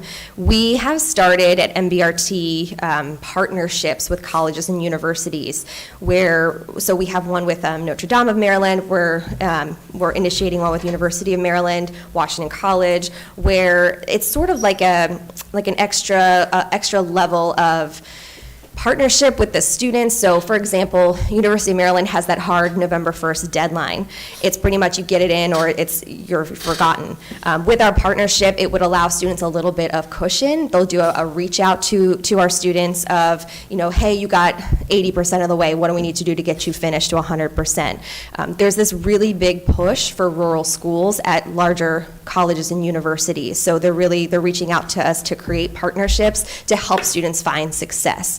Because they're finding that, there's more limited resources, there aren't as many pushes for them to complete applications. So the colleges are kind of approaching us to create a partnership to say, hey, all right, who are the 10 students that you're working with? Here, we're going to create a communication with them to make sure they complete their application. So I'm really excited about that. We had a lot apply to University of Maryland this year. They're very excited about that too. Again, I said the career tours, 10th grade, that's the first thing that we do with 10th grade students. One of my favorite events that we do both semesters is mock interviews with our 11th grade students where they get to talk with somebody for 10, 15 minutes. They create a resume, get a chance to sort of figure out how to brand themselves, what kinds of things are going to happen in an interview situation. We do a Midshore Scholarship Workshop. So Midshore Community Foundation is one of the larger local scholarship providers for the area. So we bring the executive director to meet with our senior students. So we'll do that in December, right before the holidays. Last week, took a trip to University of Maryland Eastern Shore for their Tri-County College Fair and took 37 students on that trip. Some who had not gone to a college fair or on a college trip before. We actually took our new career coach, Brett King, with us as well. So that was I see a lot of really good partnerships happening there. And my favorite event of the fall, Maryland College Week, the first week of October, where we bring 20 different colleges and universities to Kent County High School to meet with students. The reps always say that they love visiting Kent County High School the most because students come, they're attentive, they ask really good questions. Like, you would be seriously proud of the students in those sessions. They're focused, they pay attention, they ask really good questions, they're getting those connections. The best part of that week is the individuals from the colleges who come are the ones that are reviewing the application. So it's your chance to say, hi, I'm Maddie. It's really nice to meet you. When you read my application, X, Y, and Z. So they're making those personal connections, and maybe students don't have the ability to go visit every school, but this is their chance to make a connection with somebody at that campus. Some schools were not able to come that week, so we had University of Maryland come a couple weeks later, but still like 50 students came to that session. And then next week, the week after Thanksgiving, Micah is going to come, Maryland Institute College of the Arts. And I'm really excited for that. So we have a lot of juniors really interested in that. But just trying to bring lots of people. Every Thursday, host a college and career drop-in, so averaging like 30, 40 students that come in throughout the day just to get stuff done, get college applications started. Pretty soon we'll be working on financial aid things, we'll work on scholarships, but it's really, when you walk into that room, everybody is very focused. The coolest thing, I'm there to help students, but the coolest thing is the peer assistance that helps. So peers they're helping each other, like, oh yeah, I just did that, here's how you do it. It's such a neat dynamic to witness them helping each other and just making sure we all need to succeed here. So students can come in for any kind of help, drop in with the permission of their teachers, of course. But it's such a lively fun. If you're looking if you just need a little morale boost or something, come on one of those days because it's just the energy is just so fun and people come in and we ring the bell when you submit something. So it's like a really fun but hardworking environment. So I love hosting those.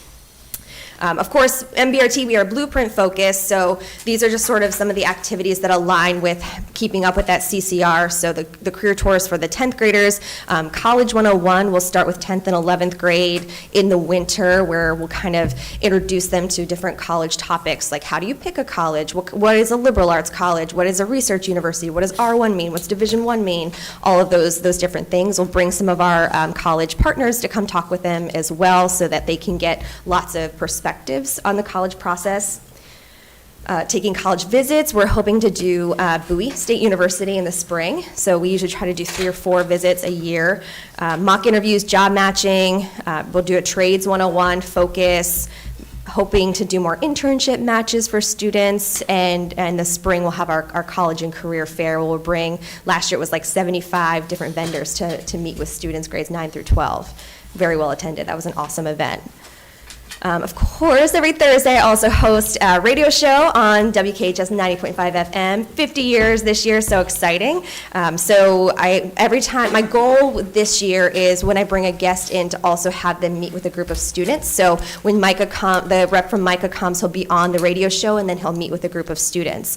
I've asked the students, what kinds of careers or what kinds of individuals or professionals do you want me to host on the show? And then you get to meet with them. So everything ranging from cosmetology to photography to cybersecurity. So I'm reaching out to a lot of different individuals to bring them here to Kent County High School, but also to meet with students while they're visiting.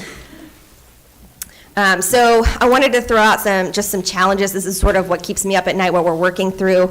As a whole, Next Generation Scholars throughout the state experienced a funding cut. So we're trying to make up with that through partnerships with colleges and universities where they maybe pay for a bus to help us get students onto that campus. Maybe we have to cut 4 visits to 3 visits, or if we can find funding from Workforce Investment Board or colleges and universities, we can make up for that difference. But that was really across the board throughout the state. So we're working through that right now. Seeing a lot, especially at College and Career Thursday, I allow anybody to drop in because everybody deserves help. But we're seeing an increase of about 35% non-Next Gen students coming in through the room, which is great, but I need help. So I've reached out. I know that the school counseling office is now offering a drop-in Friday, which will help alleviate some of that. But I look forward. We're just going to continue to figure out partnership. It's great because it means students are looking forward and they want to apply to colleges and trade schools and need help with job applications. They're seeking the help. So it's a good problem to have. The college process at Kent County High School is a little outdated and clunky, so I have some suggestions that we're meeting. The school counseling team, the new career coach, Brett King, myself, and Upward Bound are going to meet in a few weeks to sort of talk through that process. As it stands right now, it has so many layers, and it really creates some accessibility issues, I think, for students. So hopefully we'll be able to work those things through. The other challenge is internship matches. The process right now is not really being nobody is really owning the process, so students are not getting permitted to do internships as much as I think they should be. We'd also love to investigate a grade 11 internship possibility, especially with the blueprint requirements of having kids CCR ready by 10th grade, and we have the people in the community that want to host. So I really want to dive into that process and see what we can do to increase the number of internships that are being made.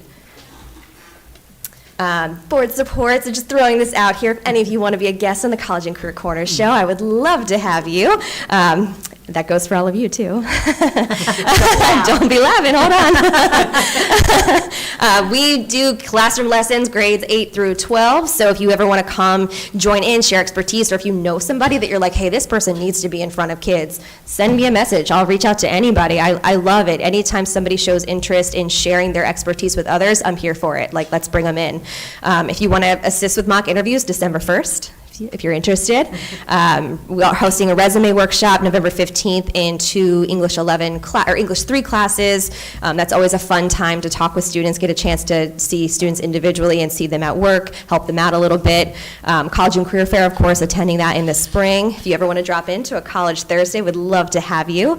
And of course, identifying internship opportunities. If you know any local professionals or anybody that could utilize a student, we have now funding through the Lions Club to fund those positions. So if they're interested in having an intern but don't have the means to pay them, let's talk. Let's talk. I would love to talk more about that and put students in those great internship opportunities.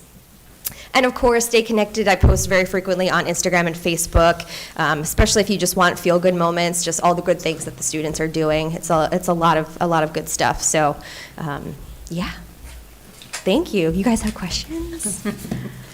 I caught your Thursday broadcast on WKHS with Brett last week. Oh, yes. That was a fun one. Yes, I thought it was interesting when you guys were talking specifically about guidance counselors. Yeah. And how, and I think it ties into what Chris was talking about who is your person. Yes. Who is your adult in school, and that it wasn't it wasn't really something that happened at my high school either. Yeah. That there wasn't an expectation for every student to meet with a guidance counselor. Right. But I think it's so important. I mean, our kids need so much support. Yeah, they need 7 people. 7 people. Yeah. Yeah. So the more the merrier. You could be one of those. You are probably one of those 7. Anybody in this room is probably one of those 7 for students. But yeah, it's true. Yeah, I didn't know my guidance counselor at all. Yeah. I doubt she even knew who I was. But that is not the case at Kent County High School. People know everybody, which is cool. Well, thank you for all you're doing. I mean, the program seems amazing, so I appreciate it so much for our kids. Yeah, And just a thank you. reminder that we're one of 5 in the entire state.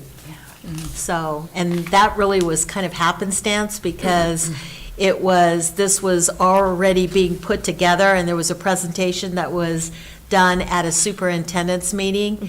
And I was like, we need to do this. So I'm calling up Tracy Williams and saying, can we do this? And we had to very quickly identify somebody that could take that spot, and your name. She cornered me bubbled up. in a fitness class. Yes, yeah. Your name bubbled up, and we said, oh, we can not only do this, we got the person for you, Yeah, so. yeah. It was great. I couldn't say no to Tracy Williams. No.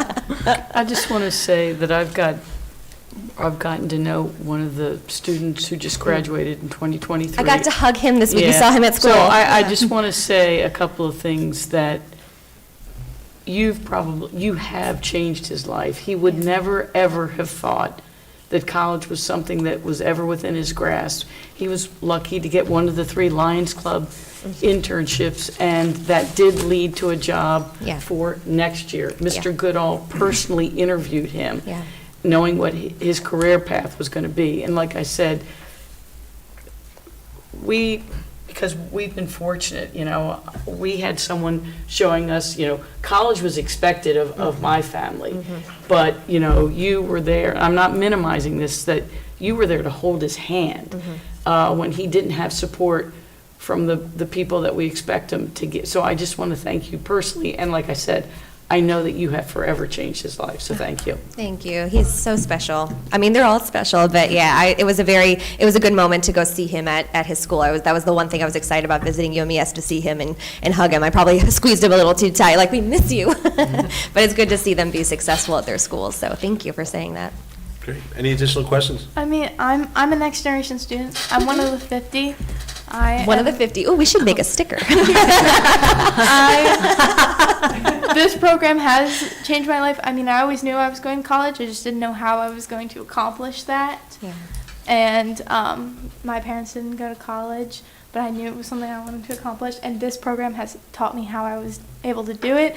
I've already been accepted to some colleges. I've applied to 10 colleges. Yes. And that has so much to do with this program and this opportunity that Ms. Anderson and NBRT has provided for me. I mean, I went on all these field trips, I did these visits, and my future looks so bright because of programs like this. And Thank it you. is so awesome. Oh, well, dang. It is so awesome that the school provides it, and it's so awesome that we have people like this in the community that come out and support these programs. So, Yeah. thank you. As the queen, aren't As you? I That's why she's the queen.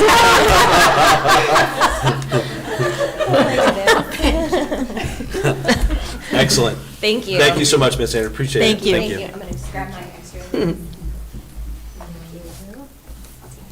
Okay. Next, we have the Blueprint for Maryland's Future update. Mr. Porter.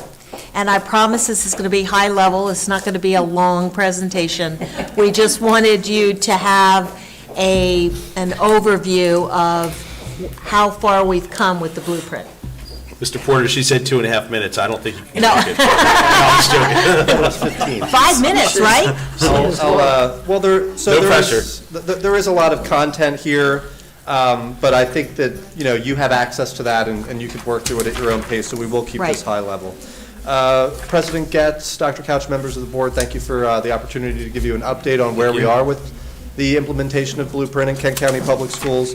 What I would like to do this evening is to show you some renderings of just historically what have we accomplished in terms of Blueprint implementation, what are we currently implementing this year, and with our understanding of the statute, what do we intend to implement moving into the future.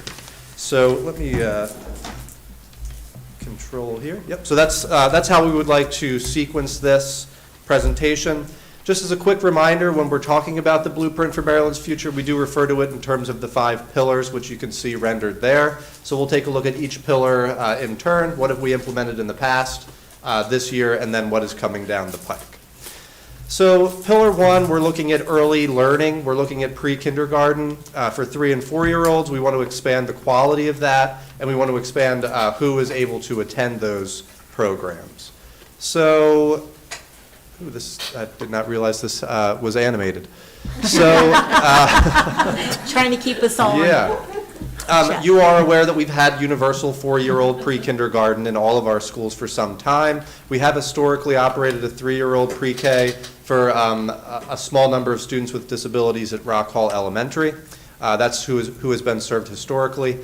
The state wants quality ratings through the Maryland Excels program of these pre-kindergarten facilities. So we have that currently, the highest rating you can get. We have that at Garnett Elementary School, and historically we have operated a Judy Center at Garnett. This year we did expand the 3-year-old program at Rock Hall to a full-day program. So that is, again, for a small number of students with disabilities. We are continually engaging private pre-K providers. The law asks us to engage with them and to offer us a percentage of pre-K seats in the private sector. So we're engaging our private providers to that end. We did create 2 new Judy Centers, as Dr. Couch alluded. We have 100% of our elementary schools are hosting Judy Centers, which is a real celebration. We do not currently have the quality ratings at Galena and Rock Hall Elementary. We have begun that process. It is a time-consuming process.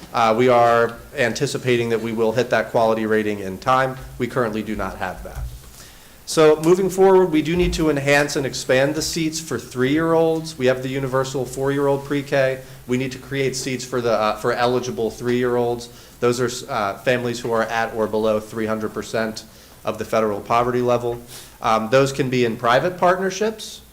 They can be in our elementary schools as well. So that's something that we need to consider. How are we going to bring eligible 3-year-olds into our own buildings? We need to continue working to achieve those quality ratings at both Galena and Rock Hall so that we will have 3 highly qualified quality pre-kindergarten programs at each of our elementary schools. Okay, pillar 2, we're concerned with the quality and the diversity of the teachers and leaders in our school system. Really, we're looking at the teaching profession compared to other industries that require similar education requirements of their employees. So this is what I intended. It's not animated, so you've got all the content right there. So historically, we did provide the $10,000 mandated stipend for our one nationally board certified teacher who was in a classroom. We did that last year. We implemented our first cohort for teachers to earn their national board certificate, which is what the blueprint holds as the kind of the gold standard for teacher quality, national board certificate. So we supported our first cohort of 11 teachers last year. That same cohort is moving into their second year of national board certification pursual, and we anticipate that they will be earning the national board in time. Did the whole class stay intact? I mean, did anyone drop off? I believe we lost one who had moved to another school system potentially, but the vast majority of that cohort is still intact and still pursuing the certificate.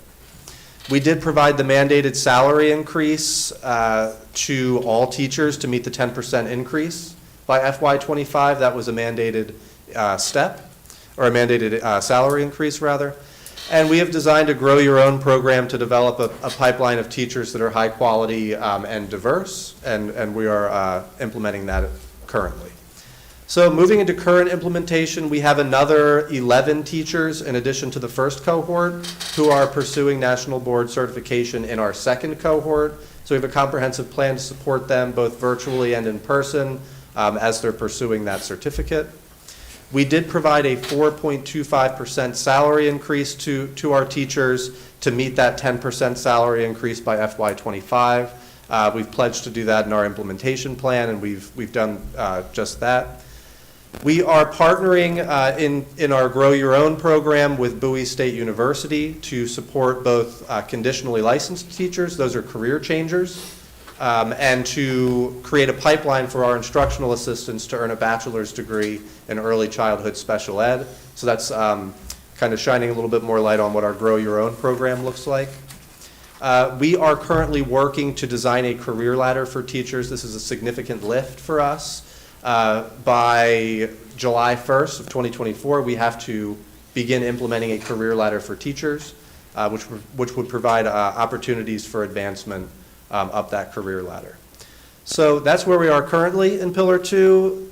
What we are anticipating moving forward is to continue providing support to our national board certificate cohort of teachers.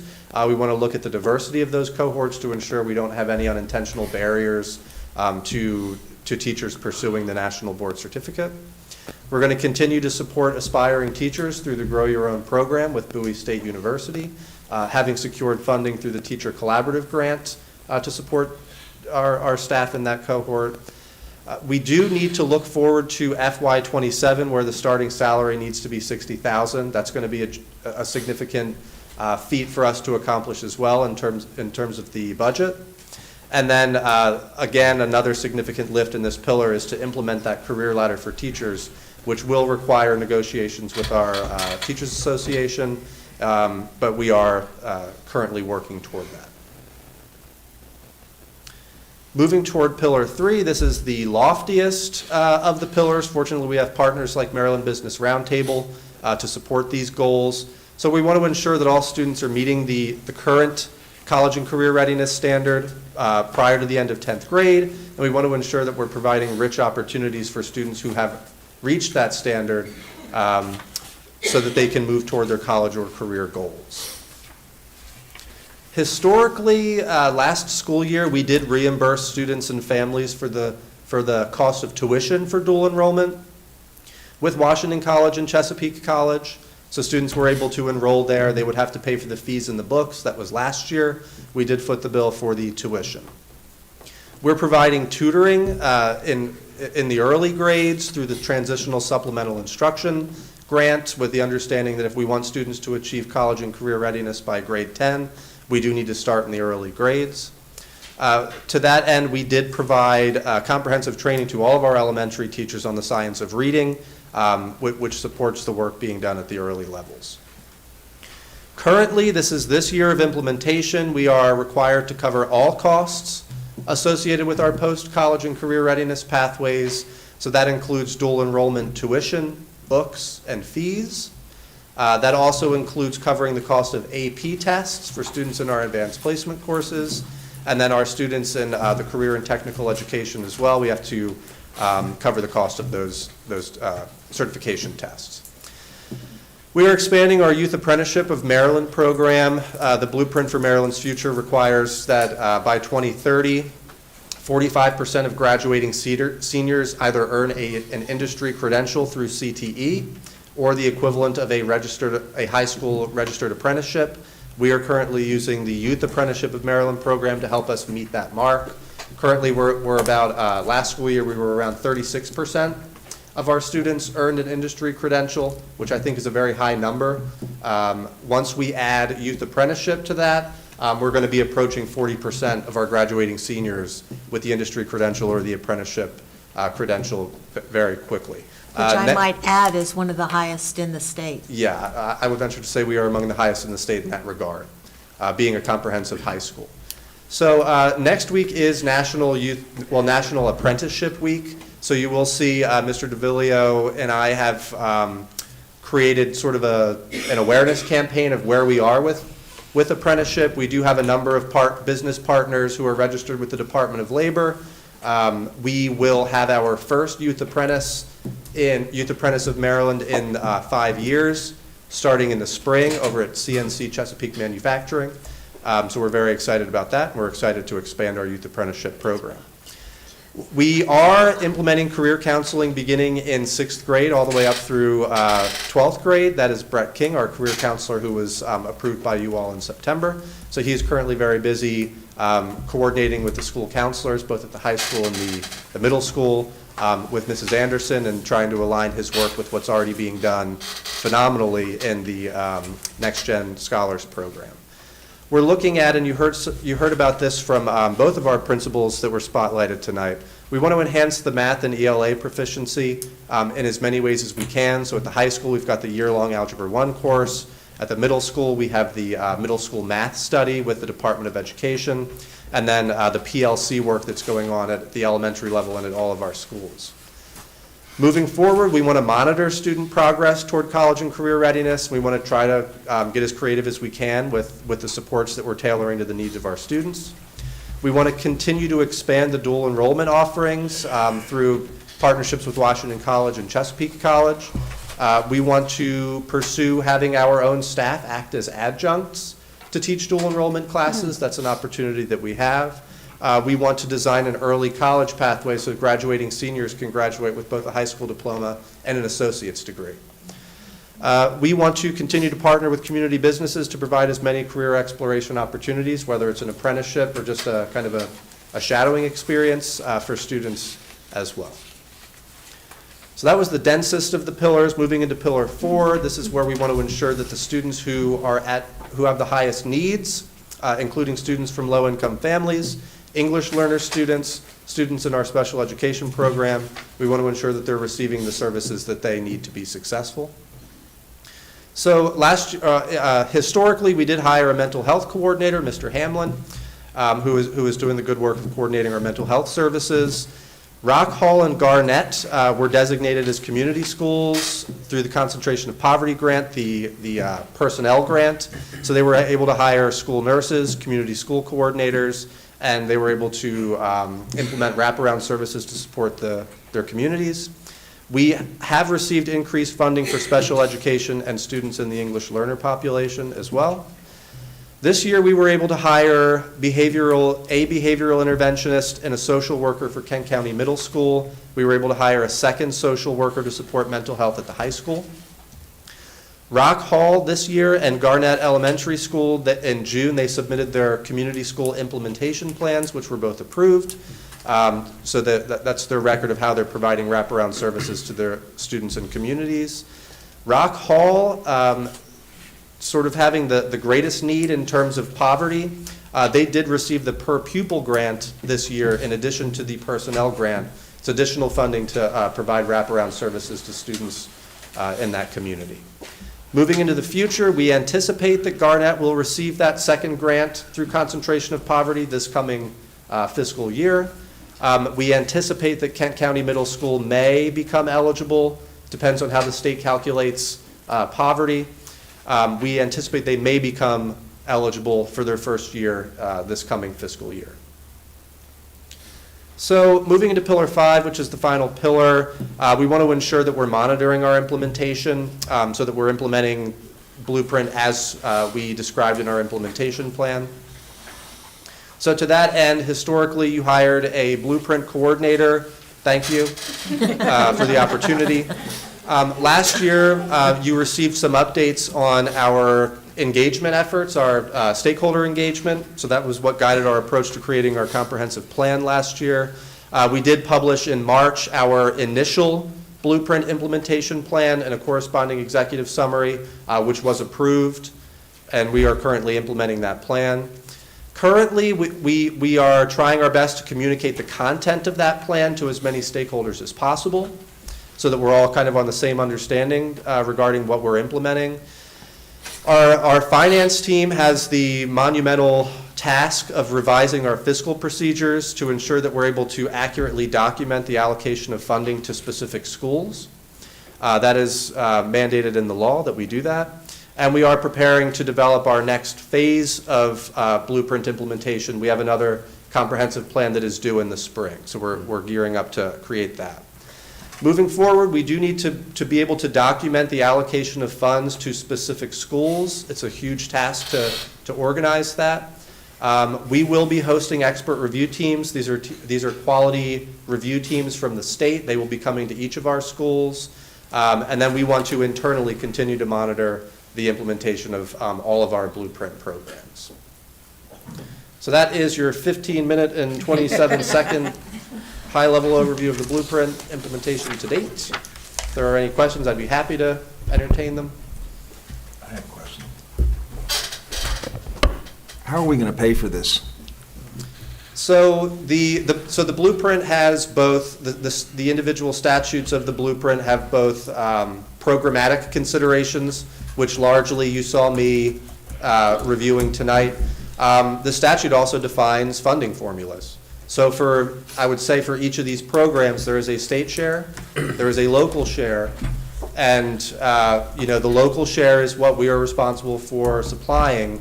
That would have to be based on local revenue, which is wealth equalized, and we know that we are hurt. Kent County is kind of feeling the hurt of how the state calculates the wealth equalization. It's a partnership with the Kent County Commissioners. Dr. Couch and I were there giving this same presentation last week. We want them to be aware of what we are doing on our end to implement the blueprint. They asked the same question. What happens if we struggle to fund this? And there are answers to that question, which I think Dr. Couch would be probably more well-versed to answer. I will say that our implementation plan was approved in June, which allowed us to receive the 100% of the state increase in funding. Moving forward, if we are not able to submit an implementation plan to show that we are in compliance with the law, the first thing that would occur is we would lose a portion of the state increase in funding, not local.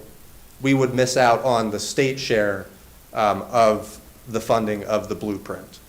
So that's what I would share most immediately.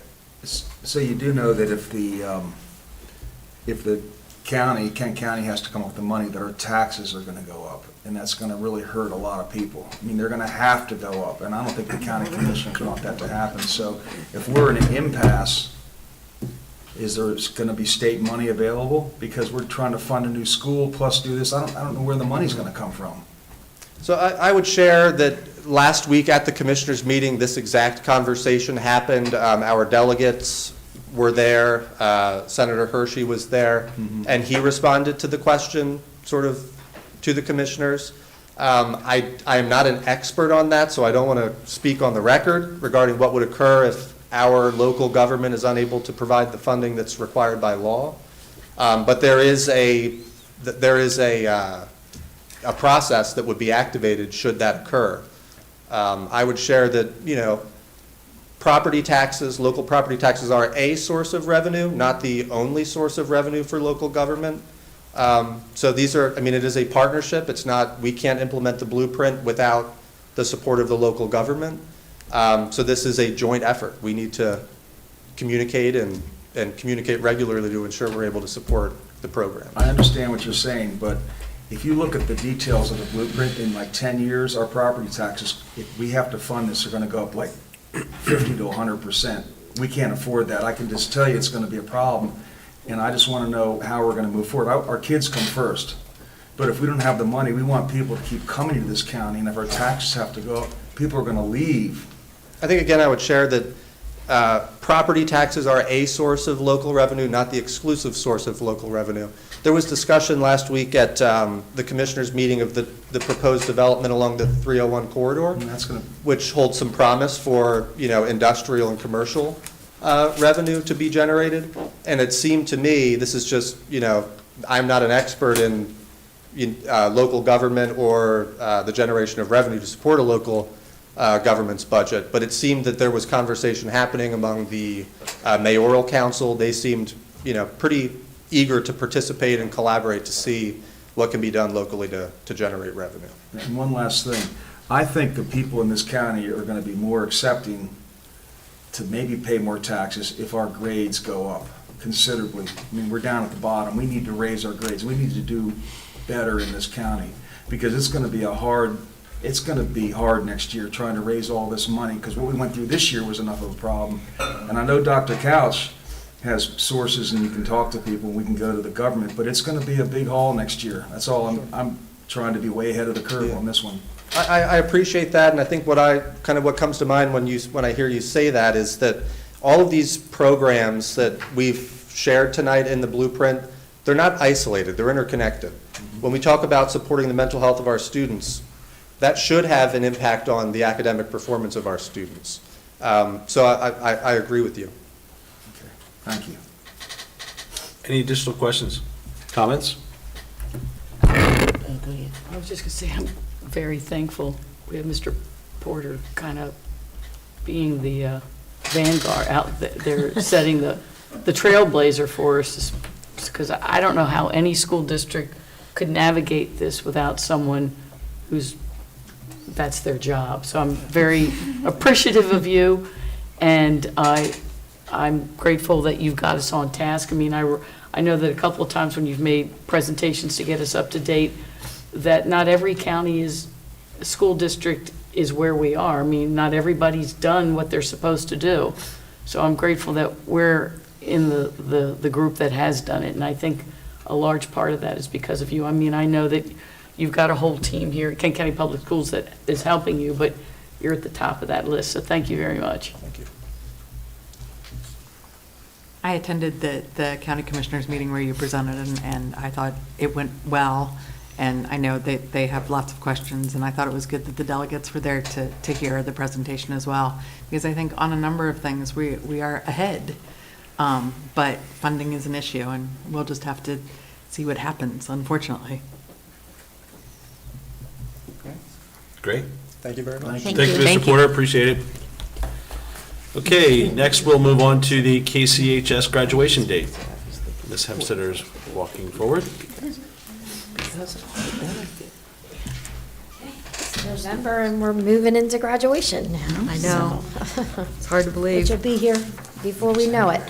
So, okay, so I'm here tonight this agenda item is for action, discussion, and information. The purpose is to propose a calendar change, because it would be a calendar change because of the asynchronous learning day for the KCHS 2024 graduation. So what we would like to propose is that the KCHS class of 2024 graduation date be Friday, May 31st, 2024 at 10 o'clock a.m. We would like to propose that we use Friday, May 31st, 2024 as a KCPS asynchronous learning day for Kent County Public Schools, all of Kent County Public Schools, to accommodate KCHS staff and KCPS staff to be able to help with the graduation ceremony and to attend the graduation ceremony. We would propose the rain date of the next day, which would be Saturday, June 1st, 2024 at 10 o'clock a.m. We would like to propose an outdoor event in the KCHS Trojan Stadium for the proposed graduation date and also the rain date. We have received positive reviews since it has been conducted outdoors. So the administration recommends approval for the KCHS class of 2024 graduation date to be Friday, May 31st at 10 o'clock a.m. with a rain date of Saturday, June 1st, 2024 at 10 o'clock a.m. And just to note, we do have a policy that says that the date falls between the day after Memorial Day and the first Saturday after Memorial Day. So there's it's in there. it has to be within that time frame, and this falls within it. Because Memorial Day's earlier, it's on the 27th of May. Did we do, I could be remembering wrong, but I feel like last year we still did a survey about the time for the event, whether it would be a morning event or an afternoon event.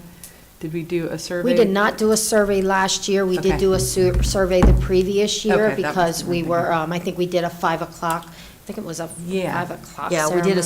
survey then, but we did not do a survey for this one. Okay. Any additional comments, questions? Maddie, is that too soon? No. For the 31st? Not soon enough. How much of an entourage will you be bringing with you? It's crazy. Well, it's in the Nice, stadium, and, so we have plenty of seats, so she can bring as many as she wants. I knew it. I knew this would be brought up. Told you, didn't I? So for Maddie's sake, we'll take this to an action item. The administration is recommending approval for the KCHS Class of 2024 graduation date to be Friday, May 31st, 2024 at 10 a.m. with a rain date of Saturday, June 1st, 2024 at 10 a.m. Do we have a motion to approve? I'll make that motion. Ms. McGee has the motion. Do we have a second? I'll second that. Second by Mr. Rhodes. Any further comments or questions?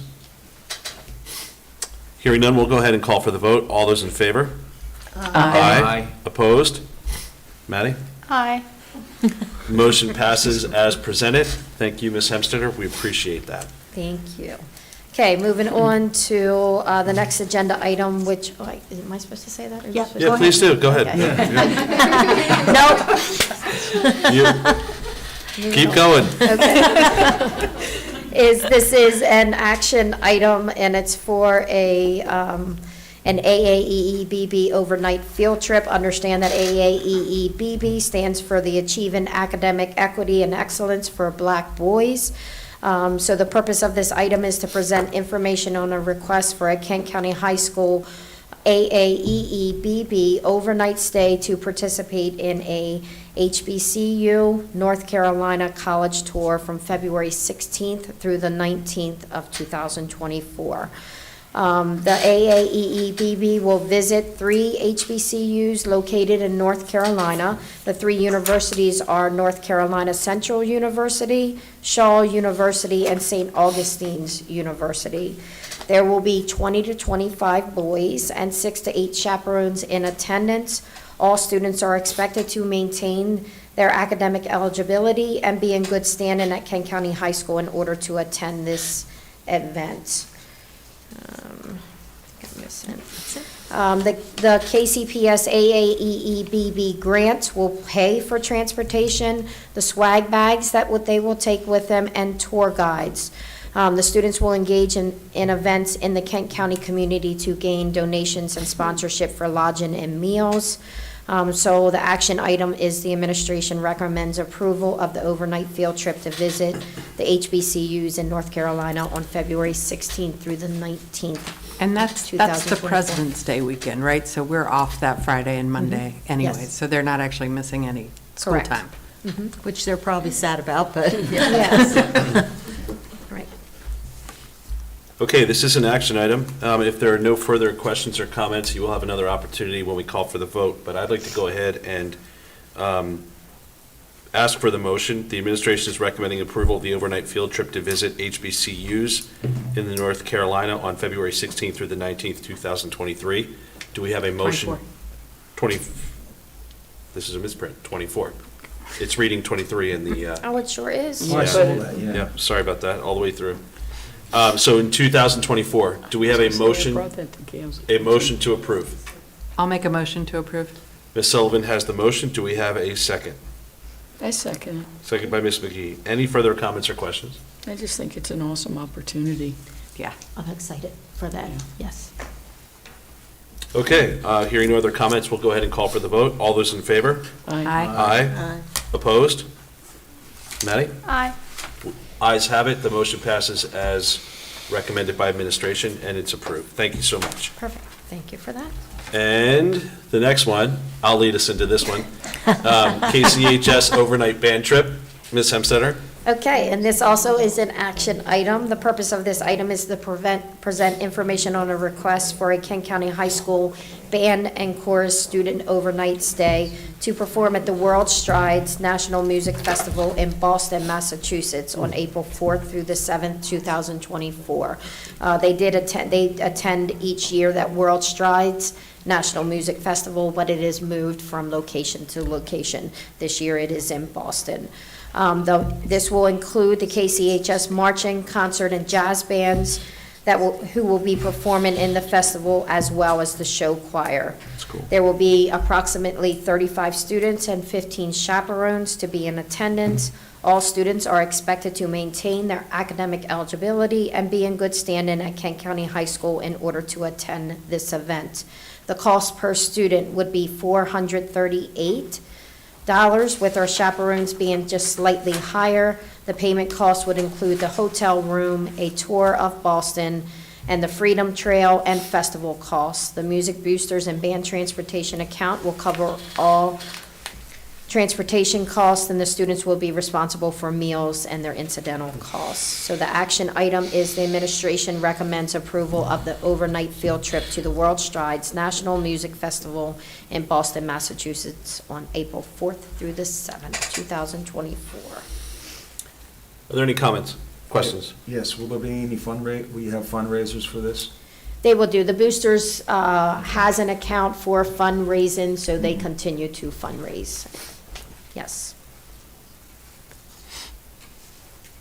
Okay, this is an action item. The administration is recommending approval of the overnight field trip to the World Strides National Music Festival in Boston, Massachusetts on April 4th through the 7th, 2024. Do we have a motion to approve? I'll make a motion to approve. Ms. Sullivan has the motion. Do we have a second? A second. Second by Mr. Rhodes. Any additional comments? Okay, hearing none, we'll go ahead and call for the vote. All those in favor? Aye. Opposed? Ms. Messick? Aye. The ayes have it, the motion passes, and it is approved. Thank you very much, Ms. Hemstetter. Appreciate it. Thank you. Ms. Stewart? The next portion of the meeting is administrative services, and first up is expenditures revenue report. Ms. Stewart, it's good to see you. You too. Good evening, everyone. President Getz, Dr. Couch, members of the board. We're going to take our time tonight to go over the expenditure and revenue report.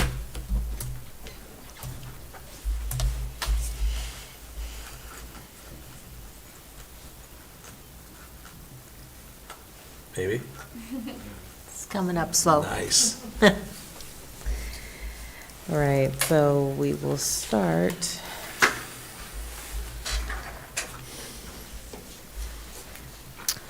With our receipts. So this is as of October 31st, 2023.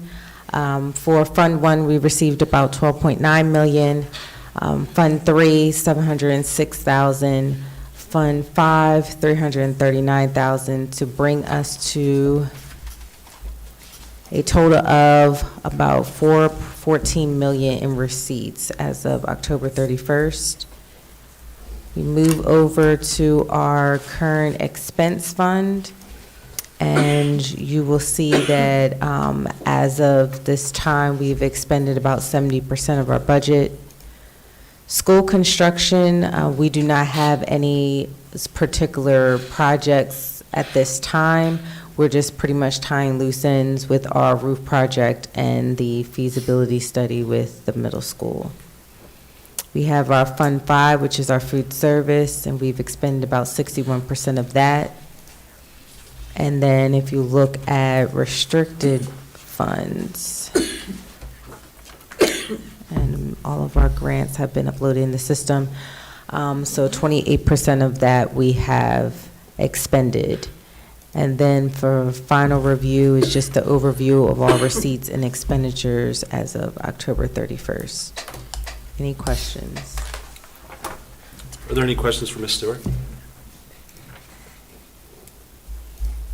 Okay, this memo was for information purposes only. No action was required. Thank you. Thank you, Ms. Stewart. We'll move on to Enterprise Fleet Management.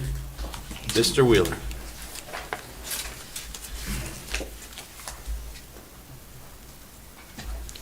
Good evening, President Getz, Dr. Couch, members of the board. Good evening. The administration is requesting contract approval to piggyback fleet leasing and management services contract number 207-2816 through the interlocal purchasing system under Kent County government. Enterprise Fleet Management requires a minimum fleet size of 20 cars. Currently, Kent County Public Schools is under the required limit. Therefore, we are eligible to be included with the county program. Although Kent County Public Schools will be included under the county, billing and registration will be noted as Kent County Public Schools. Attached is the proposal from Enterprise for 2 cargo vans for our maintenance workers, 2 2023 Chevy cargo vans.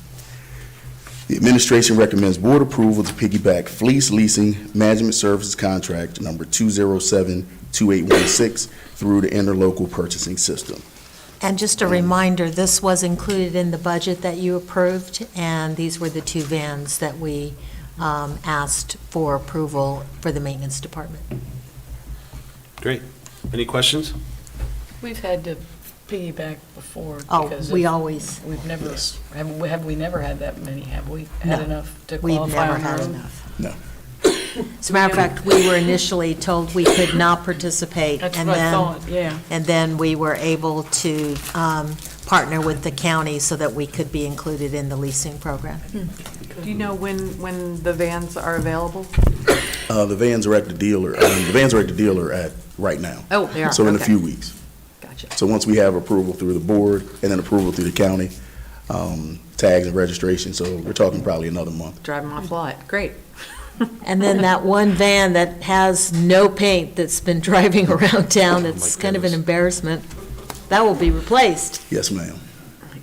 Okay, this is an action item. The administration is recommending board approval to piggyback Fleet Leasing and Management Services Contract Number 2072816 through TIPS, the Interlocal Purchasing System. Do we have a motion to approve? I make that motion.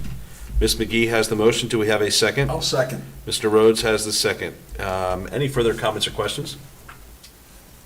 Hearing none and seeing none, we'll call for the vote. All in favor? Aye. Opposed? Hearing no opposition, the motion passes. Thank you, Mr. Willard. Thank you. Appreciate it. Okay, next we're going to move into Procedure 800-42, Procurement Procedures. Ms. Stewart? All right, so I'm back again. And this is I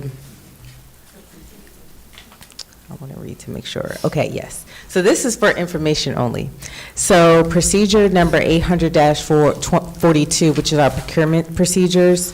I'm going to read this summary. It says, there has been an update in the Maryland law pertaining to the procurement threshold according to Maryland Code ED 5-112, Section 13-109A of the State Finance and Procurement Article. The threshold amount was increased to $100,000 effective October 1st, 2023. The threshold is for bidding purposes for procurement needs. The updates noted in the procedure pertain to aligning with the changes made by the state regarding the procurement threshold. So essentially, with this procedure, just outlines our procurement process. I'll pull it up for reference. But I have reviewed this with Dr. Couch, and this is aligned with what we already proceed with our purchasing, so. It's not coming up. Oh, and there were no changes. So essentially, no, there were changes. I'm sorry for that. It's a procedure, so it's information only. Awesome. Okay. So pretty much this entire procedure just outlines our procurement process and our procurement procedures. And because of that state change, we went along with the state, because the state bidding is now moved from, I want to say it was like 25,000, then it moved to 50,000, now to 100,000. So to align with the state, we don't necessarily have to go out to bid now unless an amount is 100,000 or more. So this procedure just updates the amount to reflect that information, as you would see, what's in red. Also down here, what we did take out was the verbal and written quotations, because essentially what we do now is that we work with everyone that goes out to bid. So our issue that we run into, honestly, we literally end up having one vendor to a project versus other counties have 10 vendors to a project. It's hard for us to really get someone to come out here and provide service for us or give us products. I can attest to just ordering paper, even going through state-approved vendors, not getting responses back. We end up not getting responses. We end up, a lot of times, you'll see where we have to come with sole source because we literally have tried every avenue. But we took this out because most of the time we are working closely with our with the personnel to make these purchases. So essentially, the updates is taking out the 5,000 to 10,000, so it's $100,000 or less, and the purchase is needed, we always express, make sure that you're doing mindful purchasing, and getting the best cost that's, you're going to get great quality, but still at the best cost. But we're just having to leave in B and updating that from 5,000 to 100,000. Another thing that we've added was to get 3 quotes instead of 2. Initially, our procedure and even in our policy was 2, so we added the 3rd. So at least showing that attempt that we're having more documentation, but we've added the language where if issues arise or you are unable to obtain the required 3 quotes, please review with finance immediately. But honestly, our issue is finding vendors. So this just aligns with the update with the state, and then the process in here, like I said, the sole source, just adding that, making sure that they're filling out the sole source justification form in its entirety. And again, if there is a sole source and it's 100,000 or more, we will come to the board to get approval for that. Great, this was for information only. Are there any questions at this point for Ms. Stewart? So the increase from 2 to 3 price quotes was an internal decision? That wasn't something required by the state? Yes, that was an internal decision. Okay. Any additional questions? Okay, we will move on to the next portion of the agenda, policy DJC, bidding requirements. All right, so policy DJC is in alignment with the update in the Maryland Code, again, with the increase in 100,000 for going out to bid. So. And this is the first reading. Yes. So with this policy, there were updates to the policy. And as you can see, those updates are just reflecting that we're going to be in line with the bid amount of $100,000, and that instead of soliciting 2 quotes, we will solicit 3 quotes. And the additional need for the quote was just to ensure oversight of spending. We don't want people to just go out, oh, now we have a cap of 100,000 where there's no oversight, we could just go to any vendor. No, there's still purchasing processes that we have to follow to make sure that we're aligned with the state. So adding that 3rd quote lets us know that they're going above and beyond what they're doing, and us keeping more of an oversight and a cap on just frivolously picking any vendor.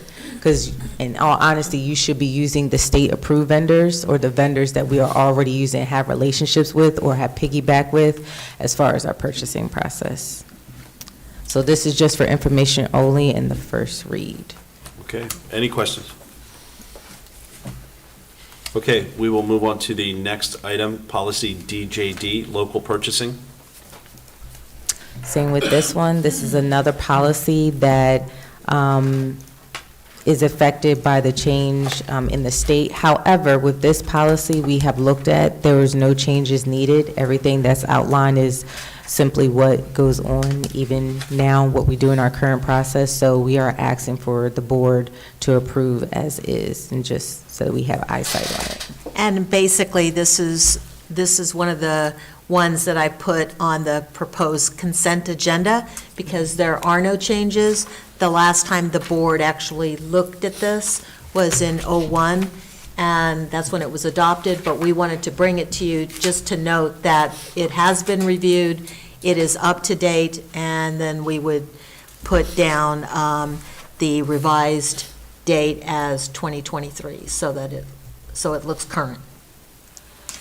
Okay, this is an action item. Administration is requesting board approval of policy DJD, local purchasing, as no updates were needed. Do we have a motion to approve? I'll make a motion. Mr. Rhodes has the motion. Do we have a second? I'll second it. Ms. Dorsey has the second. Any further comments or questions? Hearing none, we'll go ahead and call for the vote. All those in favor? Aye. Opposed? Ms. Messick? Aye. Motion passes as approved with the ayes. Thank you very much, Ms. Stewart. We'll move on to policy DJE, cooperative purchasing. So policy DJE is in the same position. Essentially, we have reviewed and there's no changes that are needed. It's in line with what we do and how we process with our cooperative purchasing. So we are just asking for board approval as is, unless there's any questions or clarifications on anything. Are there any questions? Okay, this is an action item. Administration is requesting board approval of policy DJE, cooperative purchasing, as no updates were needed. Do we have a motion to approve?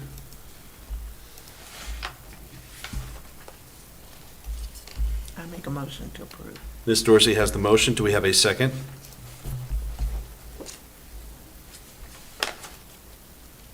I'll second. Ms. McGee has the second. Any further comments or questions? Okay, hearing none, we'll go ahead and call for the vote. All those in favor? Aye. Aye. Opposed? Ms. Messick? Aye. The ayes have it. Motion passes as stated. Thank you very much. The next item on the agenda is the purchasing manual update. Right, so I am requesting board approval for the updates in the purchasing manual.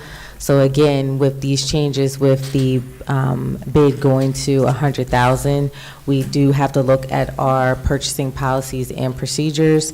Our purchasing manual is pretty much the go-to book for purchasing and our processes. So wherever there was 25,000, we have updated and changed it to 100,000. There is language, I want to say it's in here, that the area where we kept 25,000 is if anything was an emergency. So when there are emergency issues, and a lot of that happens with your operation or operations and maintenance, and something's needed, let's say a pipe gets busted or there's a leak or catastrophe. We've kept that at 25,000 so that we're notified regardless of what happens, so that we know that emergency what happened that was an emergency, and we can effectively communicate that. But everything else is essentially just updated to reflect. Once you go through, you just see 100,000 and then going from 2 to 3 quotes. Nothing major. Okay. Are there any questions? That was really just the only change. Yep. Yep. Okay, this is an action item. The administration is requesting board approval of the updates in the KCPS purchasing manual. Do we have a motion to approve?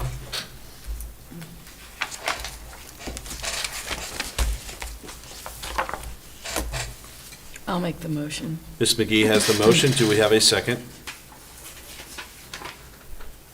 I'll second. Mr. Rhodes has the second. Are there any additional comments or questions? Hearing none, we'll go ahead and call for the vote. All those in favor?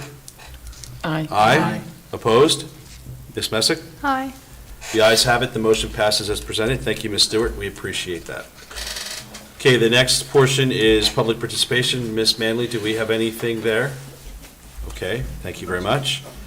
The next item is our notification of next meeting. Dr. Couch, I just wanted to verify, so for the November 27th quarterly meeting, no closed session prior?